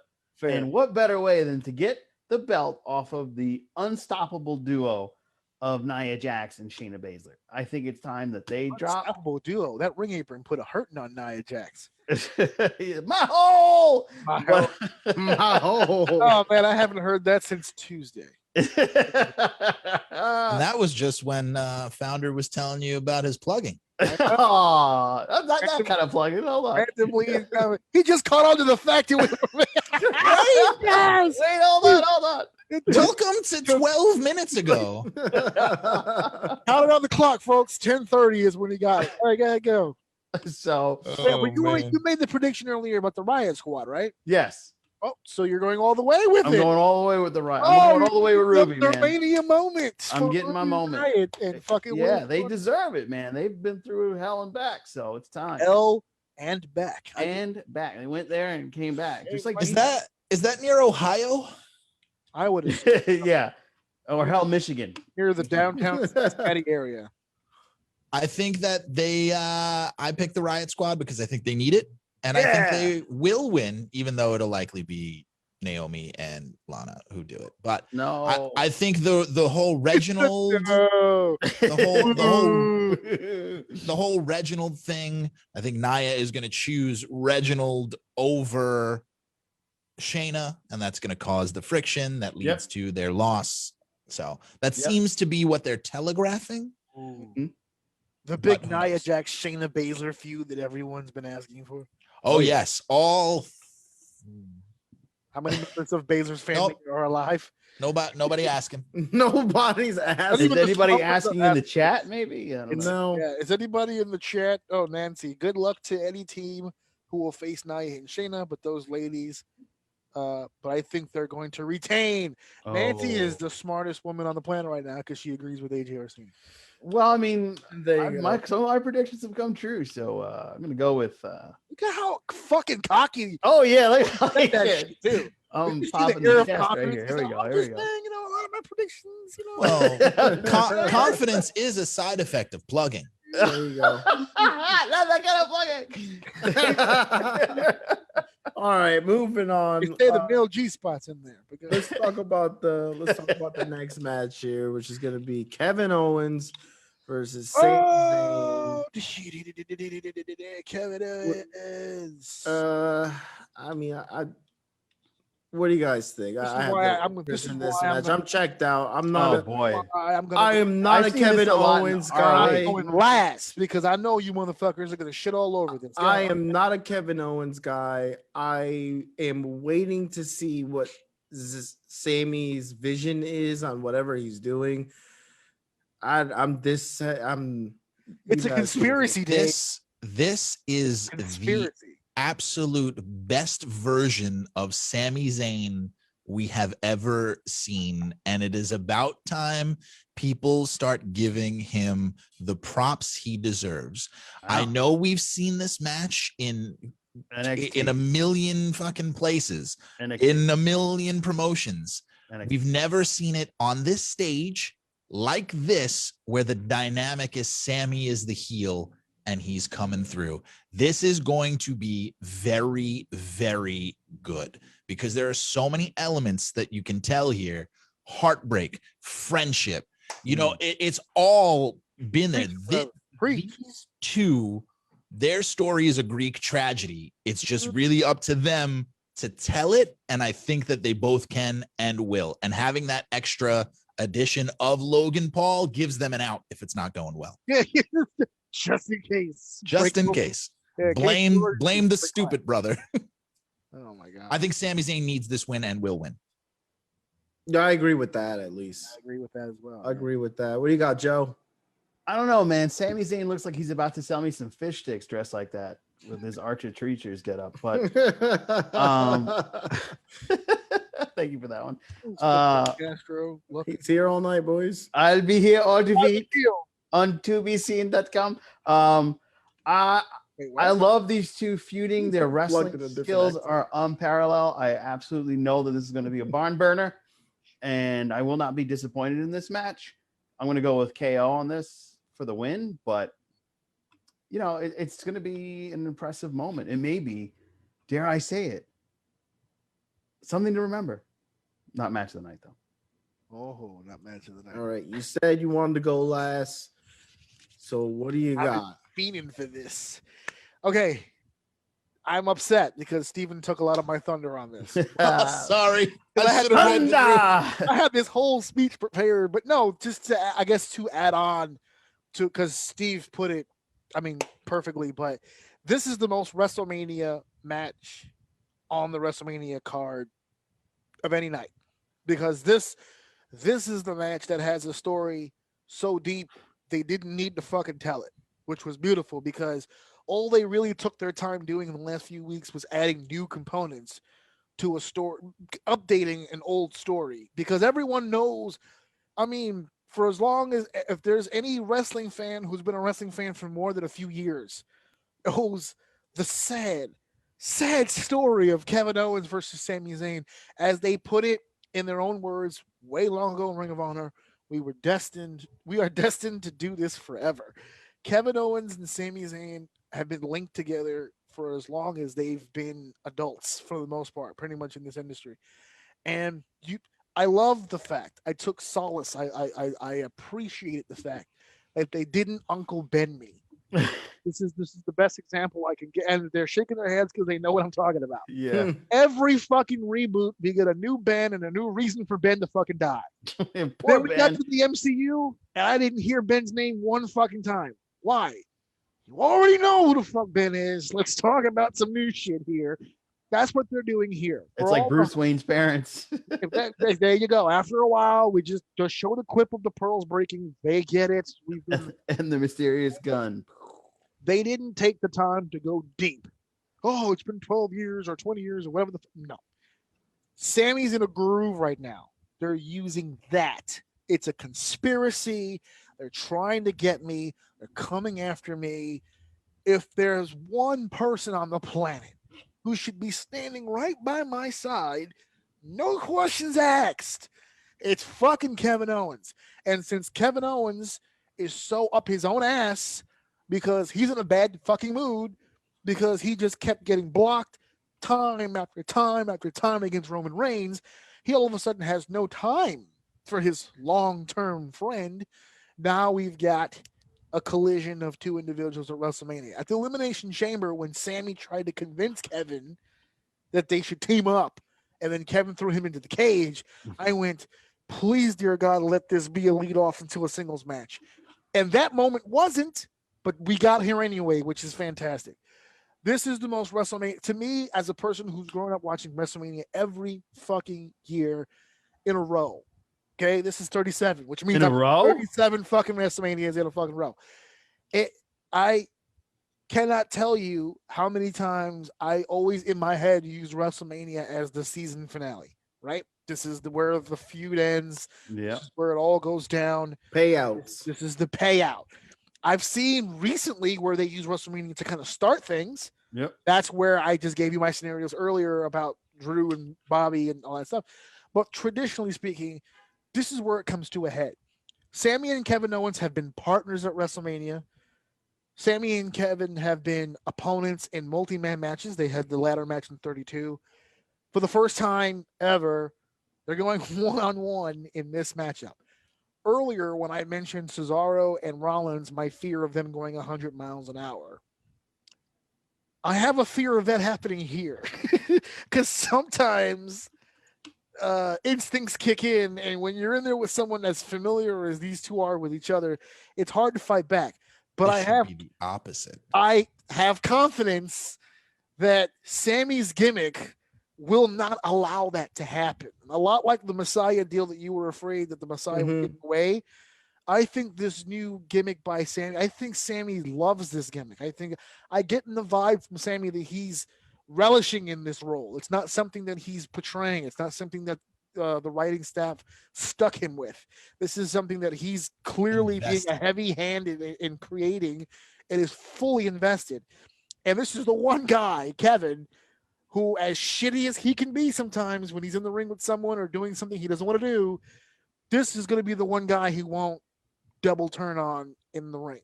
So I look forward to the Joe said it earlier, may not be match of the night, but it's going to be an interesting match. I follow that guideline. I think this match has the potential to be match of the night. I don't think it will, because I think these two are smart enough to realize I can get more out of this after tonight. This is going to be a fantastic stage for us to really push this harder. But as far as Sammy the heel and the whole conspiracy and the movie trailers and the whole deal, I'm not a huge fan of the Logan Paul thing, but then again, I'm not a huge fan of Logan Paul. But I see where they're going with this, with the boxing and the shit talking and the attitude and the atmosphere. And again, to Steven's point earlier about celebrities being at Mania and the attraction and all these different things, more eyes will see it. If people who follow Logan Paul, who've never seen wrestling before, tune in for that match, and the match they tune in for is Sammy and Kevin, that could grab them. That could grab them. That's what I'm saying. Yeah. That could grab them. So it's smart across the board. And I can guarantee you, the people that follow Logan Paul, majority of them do not watch wrestling. No, they probably don't. But when they tune in for this, even if they don't watch the whole show, if they just tune in, hey, just let me know when the Logan Paul part starts. And this is the one match they see. No, I'm agreeing as a wrestling fan, I'm okay with that. I'm agreeing with you. Because that's going to be as a wrestling fan, it's a great representation. Yeah, that's one of this brings us back to that comment. What were we talking about? Was it AEW, their pay-per-view? We're talking about that first match about bringing them in. Yes. Is this the one that you want to put out front to get people to buy the stuff? If we're talking about like that scenario, I do agree with you. These are the two people you want to hook people. Yeah, this is for sure. For sure. I'll give you that. Yeah. I may not be the biggest Owens fan. I would like Sami Zayn. I've always liked Sami Zayn. But even you have to admit, but there is respect there. These dudes can work and they can get the job done for sure. Where these two people are married the way they are. Mm-hmm. You know, it's like when you have that one actor who, like, okay, like I have Liam Neeson. Okay. I don't know why that was funny. I don't know why that came out unprovoked, but we'll go ahead with that. It's just. I think he was setting up for like a pairing that he already had. He was plugging. He's got something coming up with Liam Neeson now. I got nothing. I don't know what the issue is. The new Obi-Wan show. Well, let's go with Liam Neeson. If the only thing that you ever knew about Liam Neeson was that goddamn phone call where he had a certain set of skills. Like if you met someone who's never met Liam Neeson and you're like, oh, I want to show you something, that's probably the one movie or the one scene you'd show him, try to hook him in and get him all. Right. Exactly. That's a very similar situation. As a wrestling fan, if you're going to ask me as a representative, hey, show somebody something from this night that a non-wrestling fan would get into, this is probably going to be the one that I show them. So yeah, I agree with you. It's not going to be a bad match for sure. So we'll see. We'll see what happens. Moving on here, we're going to talk about Big E versus Apollo Crews. You guys can correct me if I'm wrong because I haven't seen the latest build up to this match. But if Apollo building Apollo, Yes. and if he doesn't win here, I feel like this was for nothing. So what do you guys think? I think that it's the best of a bad situation is having Big E win, because here's my opinion here. Well, first off, I don't know what a Nigerian drum fight is. It's playing into the character that called this match a Nigerian drum. Yes. Yeah, that's what it's called, a Nigerian drum fight. Was the Queensberry Rules match? Because I'm still trying to figure that out. Exactly. We talked about that last week. I still don't know what a Queensberry Rules match is. So now we have a Nigerian drum, whatever. What? So the perception is Big E's ceiling is world title. The perception is with Apollo is upper mid card at best. So if you have to, as presently constituted. Now, if you have to choose for one person to lose, because Big E hasn't had that moment as a single to establish himself, what's the point if you're not going to give this to him?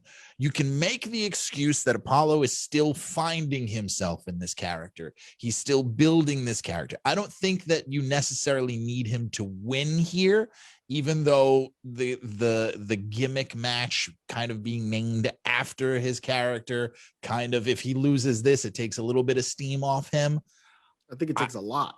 I just think that there's more upside with Big E as far as cash, dollar bills. I mean, I agree with you. I just feel like with that, you're killing Apollo. But from what I understand this feud to be, with the whole coming into his gimmick and talking about his culture, and Big E's big point about this whole thing is that I keep beating you over and over and over, and you keep coming back.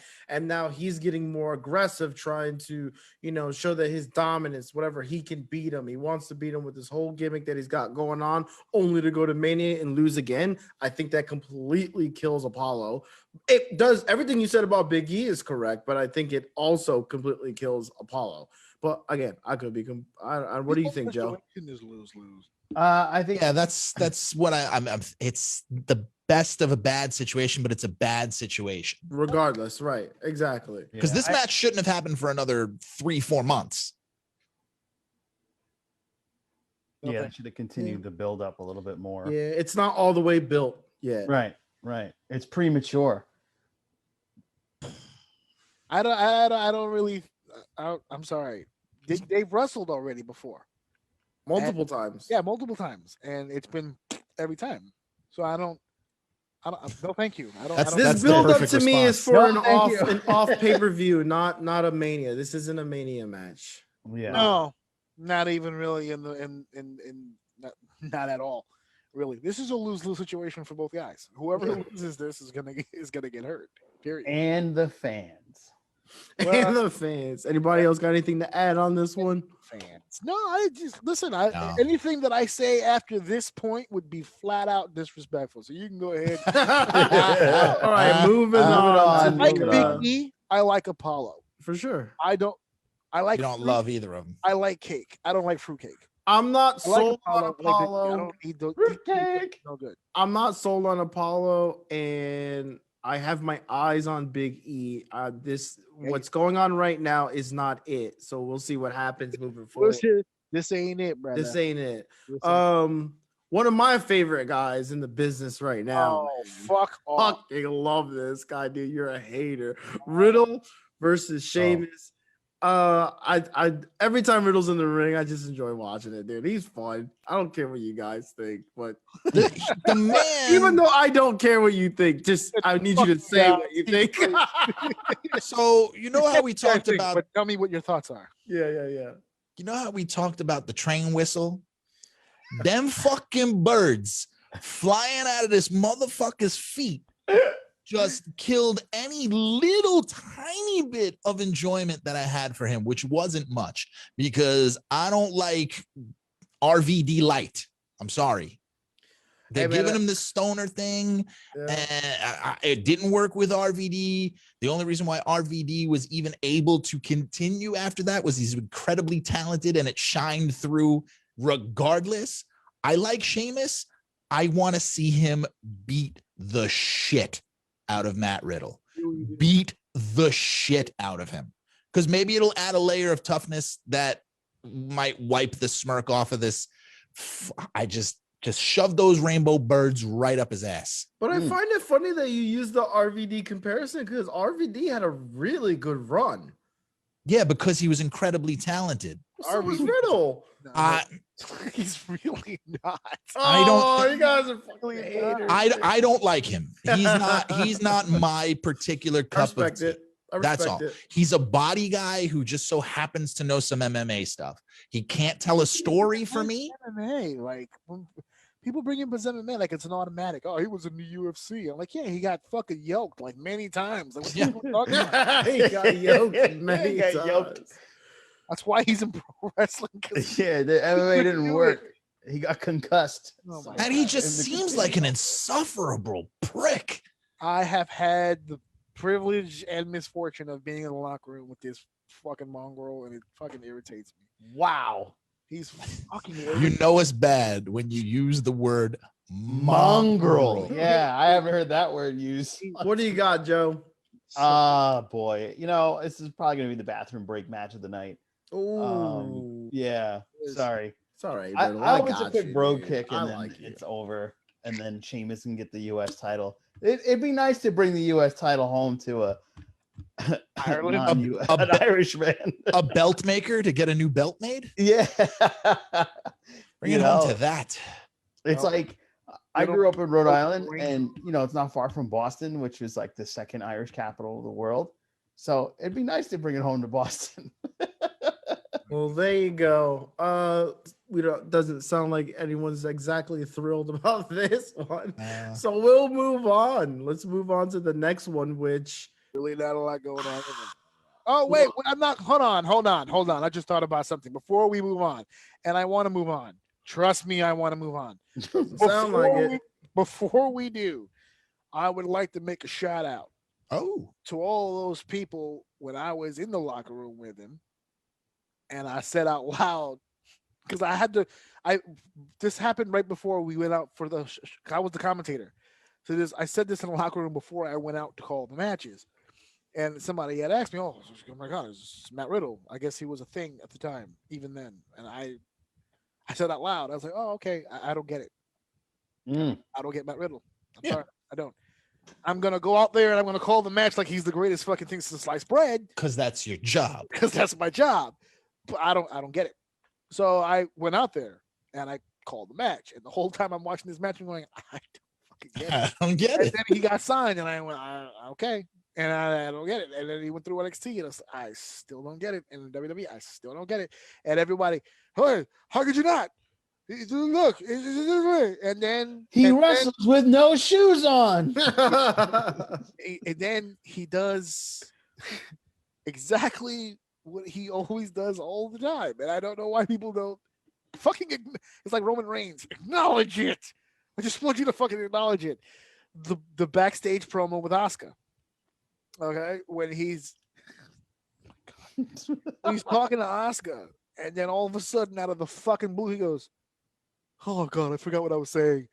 Oh, I'm sorry, that wasn't it." And he walks off, and Asuka's like, "What? Okay," and she just kind of laughs and walks off. He's so stupid. He's not aware that he's on a television program that's live every fucking Monday. That he has to put a blooper. I'm sorry, I forgot what I was saying. That didn't make any sense. And then he just walks off. And everyone's now they're trying to say it was a shoot because it wasn't a shoot, it was a work because now he's just really dumb. I mean, if they play into his dumbness, sure. Gotta make it work. Sure. Anyway, I was not going to let that match go by without me mentioning this fuckhead can't get words out of his fucking mouth half the goddamn time. I digress. We'll move I on. respect it. Moving on to the next match that I personally don't think there's much to say about it, but if my feelings on this, The Fiend versus Randy Orton, if this isn't a good match, man, it's a fucking waste. Like, it's just such a waste of a year. I don't won't know. be a good match. It's got Bray Wyatt in it. Oh, It's Never. gonna be a great match. Is he the new because Taker? No. No. That's And the kind only of reason I know you're all just like about to vomit right now, but why is he just what does he do that is so special that he keeps getting these huge events? well, it's because he's a supernatural character. That's the only Yeah. parallel to older Undertaker that you can say. The thing that they fucked up about him at the start of this was, why would a supernatural character be motivated by a title? One. Yeah, Two, that was it. are you telling me that a supernatural character with powers to teleport and go into all these universes are going to go, well, can't go to this show, I'm not contractually obligated to be there? You know what I'm saying? Like, well, that's blue. Blue means stop. I can't go there. Right. You know, no. Had they made him a stalker and on both shows and just kind of in the background and pounce when he, that would have made more sense for the character. That kind of bastardized it. I think that this is kind of the reset for it. I think Alexa Bliss has done an incredible job in this role. Alexa Bliss is amazing everywhere. She I'll got put through that out there. in every sense of the word. And so She made best. She made the best out of it. And Randy, I think Randy is trying his absolute best to make this guy solid. And if there's anybody who can do it, it is Randy. Right. And they have the history going back to that fucking House of Horrors match or whatever.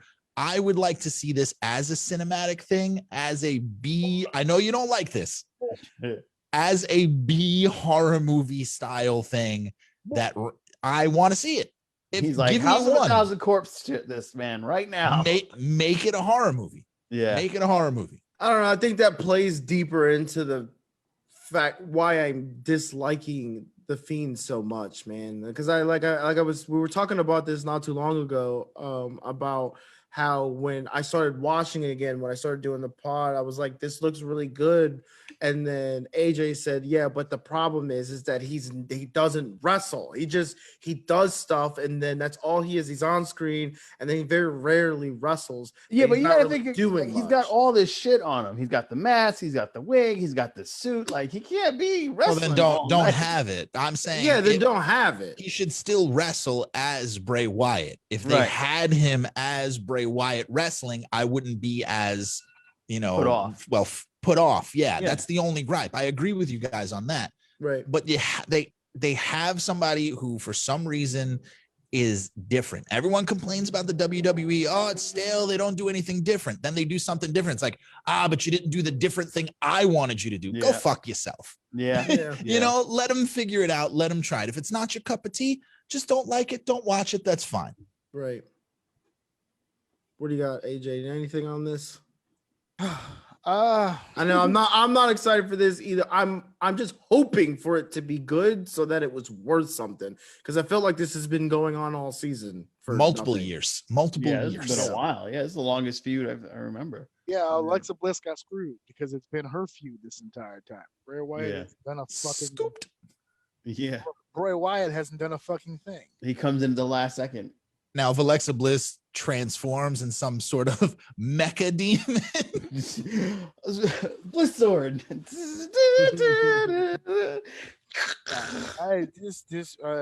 Burning him alive, and then the whole.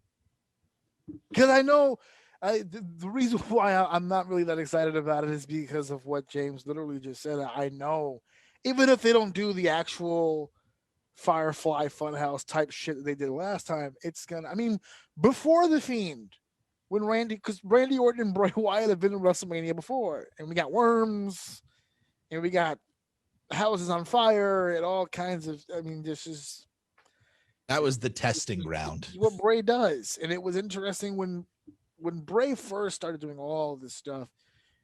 It was fantastic. And when he remodeled himself and they have no idea. They have no idea what they have with him. They don't. They know that it's good. They know that it's interesting. Excuse It's me. a draw. Right, but they don't. They have no idea uh, how to follow up on these things. The debut at SummerSlam against Finn Balor with the whole new look and all the stuff, and like James said, rather than make him listen, he's not the wrestler that people think he is, but he's got everything else going for him, and attraction is what he should have been. Yep. Just go ahead and make him the attraction. And I know that adding Alexa Bliss to this whole thing was someone for Randy to play off of week to week to lead to something like this, right? Because they had the match a while back, but at the same time, so for the big matches now, Bray comes back and does all this stuff. But you keep writing yourself continuously into these holes. So now he's burnt up. I just showed the graphic a second ago. He's got a burnt outfit, Everything, or whatever the case may be, right? Sausage. Where do you go from that? To beat him, Right? you got to shoot Like, him into space. Does he beat Jason Randy X Orton in space. and then go into some sort of therapeutic phase? Does he go to rehab or something and remodel his gear? Does he go to skin grafting? Skin grafting Yeah. and get new limbs put in? And is it going to be like an outtake from Hellraiser or something like what? The wrestling version of Brian's song. How much more do we exactly? How much more do we go for this? So it becomes a gigantic, whatever. I don't know. We'll see what happens. And I feel like I shouldn't have to say this, but when I asked if he was the next Taker, obviously it wasn't skill based. It was, does he only wrestle on big events? So that's what I meant by that. Anyway, moving on. Definitely not. He doesn't have the juice for that. He doesn't have the juice. He doesn't have the juice. Somebody call up Hoovy. Moving along here, we got Asuka versus Rhea Ripley. Honestly, don't have much to say about this. I can't wait to watch it. I think it's going to be a good match. Mm-hmm. I think I missed the build up for this, and it was a very short build up because I haven't missed that much. Yeah, I think it's just going to be a good match. But what do you guys? I don't really have much to say about it. I'm excited to see Rhea Ripley. So Asuka has been a trooper carrying that division on her shoulder while having nothing given to her of any substance that could help her. She made chicken salad out of chicken shit more often than not, but it is time for her to drop the title here because there's really no avenue for Asuka left to go right now. Wow. This is going to be hard hitting. They're going to beat the shit out of each other, I hope. And Asuka could use some time away, I think. Is Rhea ready? Like you guys? Yes, 100%. Ready for this? 100%. I think it's overdue. Okay, good enough. I was reading a fun little fact on Snapchat, and that was a tease of the possible return of Ronda Rousey. I don't know if anybody else heard those rumor mills. I think you said it before. I remember someone saying that before. Yeah, there's a deposit. So this would be a nice way to like build up someone significant to squash Asuka, or maybe they'll pull a WrestleMania 9 moment and have Rhea win, and then all of a sudden Ronda comes out and it's like, "What happened, Asuka?" And then coming in house. Joe, if that happens, you're never allowed in my house. Well, you remember how like some of the shit that I say comes true? Like, remember I was saying that before? It's come home to roost, Bobby. It's come home to roost. Well, if Rhea wins this, is it not a Rhea Charlotte run? Yeah, I think that's the natural. Because if I remember correctly, she was on this whole, I don't need the belt, blah blah blah, and then literally the reason she's like, you know what, I'm coming, I want the title now. So I'm assuming whatever after this happens, that it'll be those two going. That's the natural area to go, but I think she should gobble up some people for a little bit. Let Rhea sure, not right away, yeah. For sure. Yeah. What's Lacey Evans doing? Is she Ric Flair? Oh, they still going with that storyline? Oh. No, but it was just a good opportunity for a joke. Yeah, it was just like what happened with her? It just went away so quickly. And it's a, Well, that's what happens when you come in somebody. All your plans go out the fucking. out the window. You know what happened to me? Yep. Yeah, Confirmed sex haver times 2. yeah, that makes you a double idiot. You get it the first time, and then you Look, when it's good, it's twice. good. I at least did it twice minimum. Oh, there you go. Minimum. Sometimes you ruin your life. Any thoughts on the topic, AJ?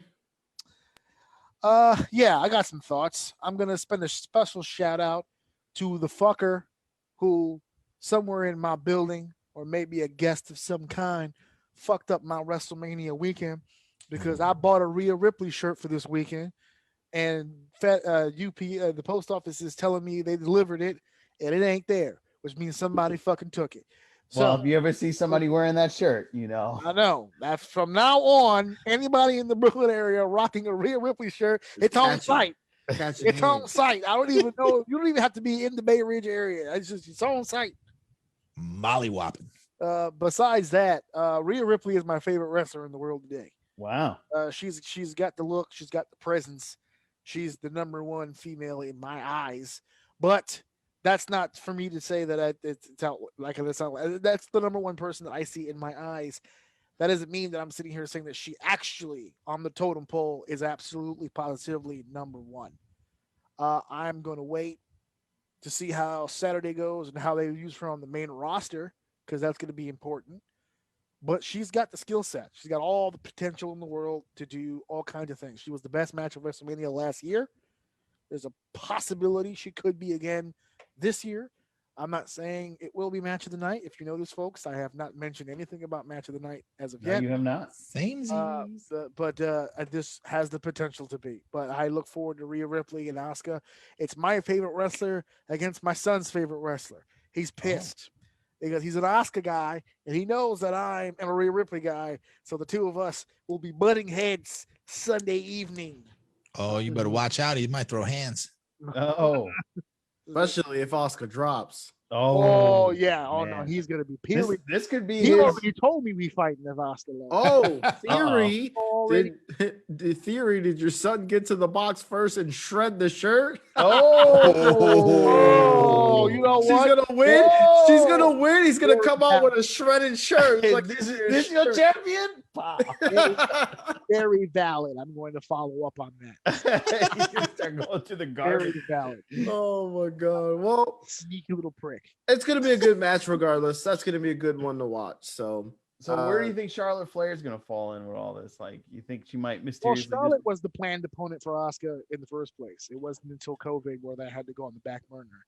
I mentioned earlier that she did come back on SmackDown looking for a partner. It looks like her and Billie Kay may be involved in that tag team tournament. Okay. So if you're looking for fresh blood, they kind of just fucked your pick up because when Charlotte's in the ring at WrestleMania, Charlotte gets it done. Yeah. True. we'll see what happens. The John Cena and Hulk Hogan of WrestleMania is Charlotte Flair. So the final match, and I think there's no other choice. I think we can all agree across the board that it has to be match of the night. Considering the question I want to ask here is Edge taking the belt? Interesting. Yes. He's back, right? Like he's an active wrestler that's going to be on TV. Yes and no. Okay. It will be. He's not putting his neck out there. Not as bad as Lesnar. You'll definitely see more of him, but they have to be selective. His injury was different from Daniel's, so you have to be selective. You have to, and plus the age difference. You have to be a little different. The minute Bryan won the Elimination Chamber, just that night, I went, okay, because I said it on social media. This is his third Elimination Chamber. And he went into the fight with Roman Reigns, and it wasn't a squash. Although it was fast, it wasn't a squash with Bryan jumping on him immediately and doing the whole deal. I said, okay, this is going to lead to something. I know it is. They didn't do this on accident. This is on purpose. And Lord and behold, I think this is mastery. I think this is brilliant. I think this is fucking genius. Because they found a way to get that title off of Roman without getting it off of Roman.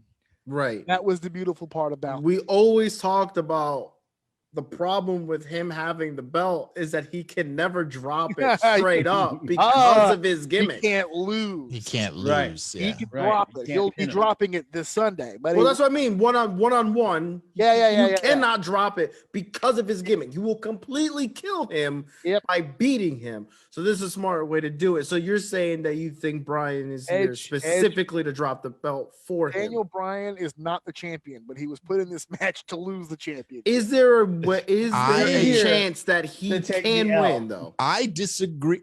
Daniel Bryan will walk out the champion. See, that's what I was thinking. I was going to ask, is there a chance? Would you be blown away if Daniel Bryan actually wins this match? I think 100% beyond a shadow of a doubt, Daniel Bryan wins. And here's why. Ooh. What have we just gone through? We just went through a global pandemic, still going through it. No fans, no nothing. We were underdogs. Who is the ultimate underdog that we relate to? Oh. Daniel Bryan. Kofi can't. Oh yeah. Wait, were we the underdogs? Were we the underdogs against COVID? Is that what we were?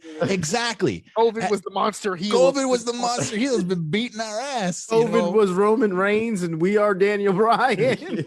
They're gonna want to send everybody home with the first crowd that they've had completely happy. And I think Roman losing, not a big deal because you have the triple threat. Edge is at his best when he can surprise you with a win, the ultimate opportunist thing. He's already out on Front Street. You don't need him there. I think Bryan wins this, has that extra moment again because he's sailing off to the sunset in the not so distant future. And you still have Edge, who is now turned heel. Give him more time to be duplicitous because people right now still love Edge. They still want to cheer for him. It's not solidified. Right. He's the rated R superstar. Let's see him throw a tantrum. I like Edge when he loses because it makes him that much more vicious. He's been vicious the last 2 weeks. Yeah. And it's just going to get worse. It's just going to get worse. Daniel Bryan wins this.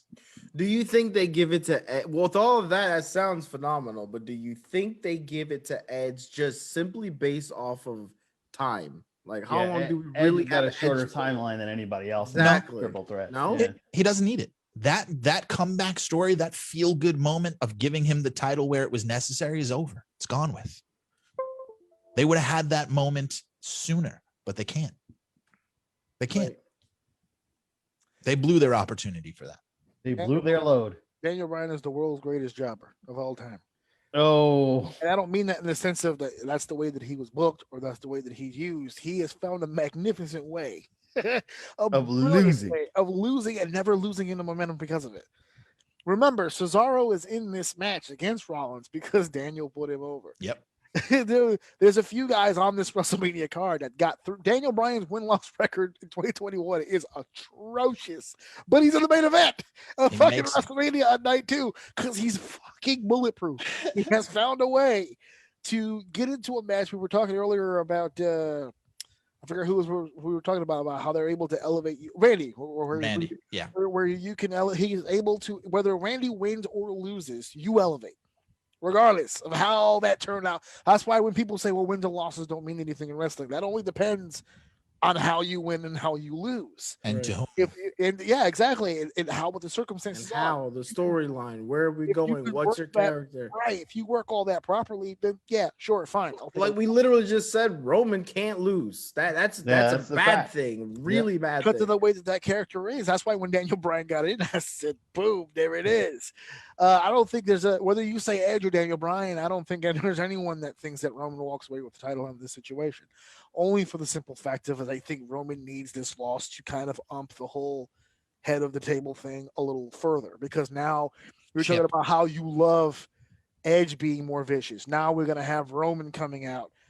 The SmackDown right after WrestleMania, just decimating people left and right and making his mark, and this is his show and he's the head of the table. I would like that. One of them stole food off of my table, so now I got to go up there and we have to go in full force. This could be the Roman losing and pulling the whole head of the table card could be a nice way to debut Jimmy back into the fold. He's cleared, right? So now we add a new member to this whole thing, and we just go on a rampage. Well, the goal is to get Roman and Rock at SummerSlam in LA. That would be 100%. That would be dope. That would be dope. I mean, that's what rumor mill has been. That's what the rumor mill has been. I'd like to throw out the caveat, all jokes aside and all finishes and predictions aside. 10 years ago, we lost Edge. I want to say, was it 5 years ago now? We lost Daniel. We lost Daniel. About 4 years ago, we lost Roman. Yeah. All three of them will be the main event of WrestleMania. So this is the losers triple threat. This is the fucking beautiful. This is the. I was going to say it out loud, but I know you're doing the whole God's work thing. But this is the FU right here to all these circumstances that happen to people sometimes beyond their control. All three of these guys were forced to go on camera on Monday Night Raw and tell the world they have to leave against their will. Yeah. And then all three of them now will be in the main event. And what all of us just called, more than likely, the match of the night. Yeah. That's how great these three are. Edge, we were just joking about it. One of my favorite WrestleMania themes of all time was 27. To the stars, a million miles away. So we had it on, and I forgot that Edge was the world champion going into that pay-per-view. He was the opener. That was Edge's last WrestleMania. 27, 37. He's in the main event again. And he's got two world-class athletes in there with him who have also had similar fates shared to him. Edge told the story on SmackDown.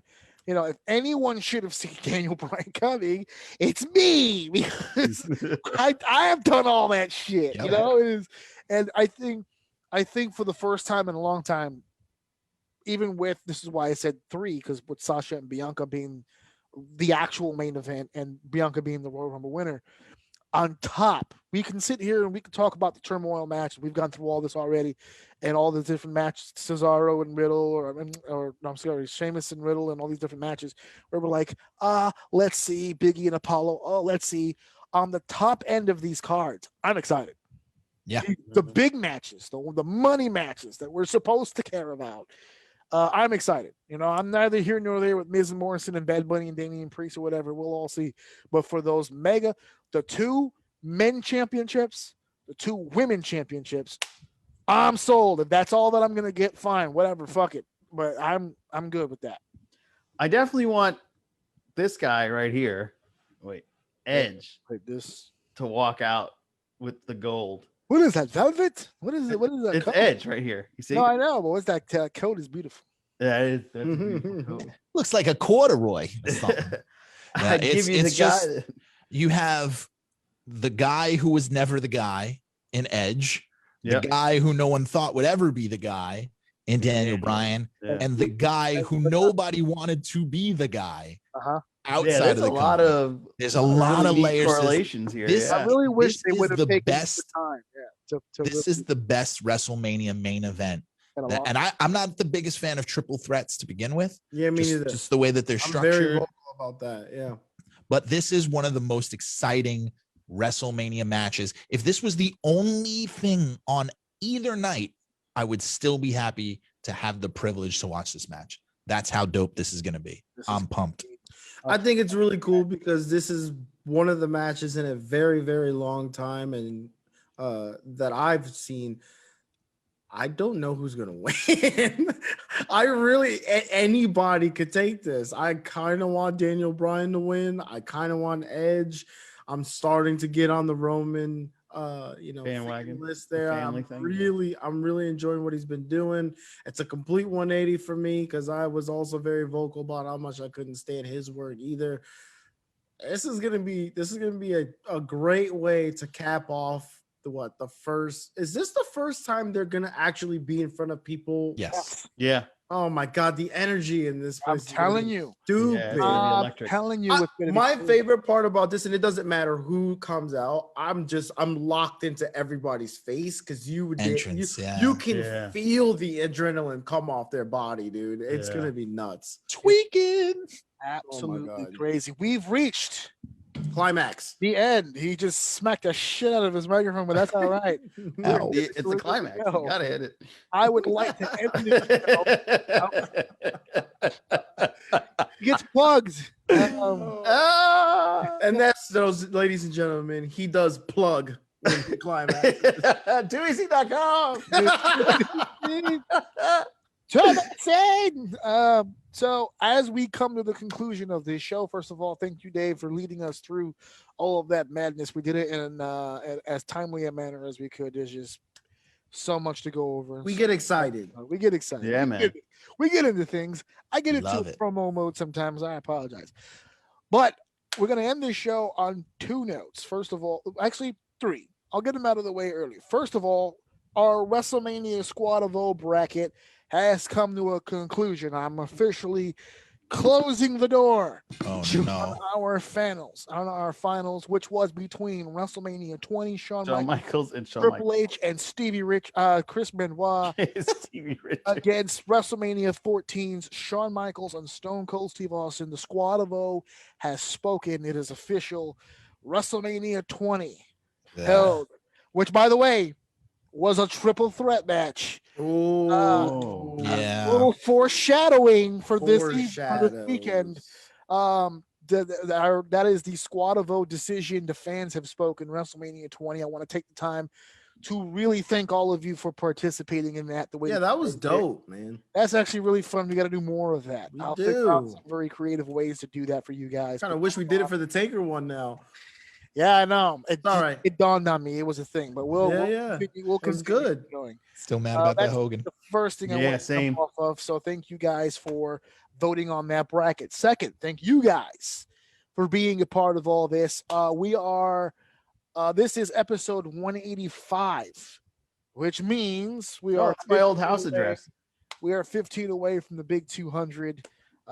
Never in my wildest dreams that I think it would get to this point. And I did the math. It lands sometimes in July. So we're going to have to figure out something big for 200 because, God damn it, who knows what happens after 200. I've celebrated, I think, all 3 years with Steve. So we might as well keep I think 100 was also in your studio. So we'll figure something out for sure. Figure something out. I might just head over to your crib in general and just do it in person together. Or maybe a little bit more locally in Bay Ridge. Oh, that would be pretty cool. I know what you're talking about. All right, we'll keep it a little in-house. I might have to get Dave up here for that. So we can do it all together in person. This guy's connected to a great guy who lives literally 5 minutes from my house. Great in-person studio. He's got the whole works. This guy has a TV station in his house. It's amazing. We can do amazing things in there. We'll do something. We'll make it happen. But that's too. And then afterwards, we'll go out and get drunk or something. There you go. After. During. I'm sorry. I don't know the guy. I don't know his rules and his. No, he has a get smashed tent like right next to all that stuff with like a built-in like a fire. Perfect. Fucking perfect. Oh, it's fantastic. So that's the second thing. So Pombo, thank you so much for being on the show. Please give your wife my best. Steven James, thank you so much for once again being on the call for me and being the friend that you are. Dave, as always, being the best bro ever of all time. All right, guys. So thank you so much. Thank you for listening. Thank you for downloading. Thank you for enjoying. And of course, thank you for sharing everything that we do here, man. Have a good night, guys. Thanks, AJ.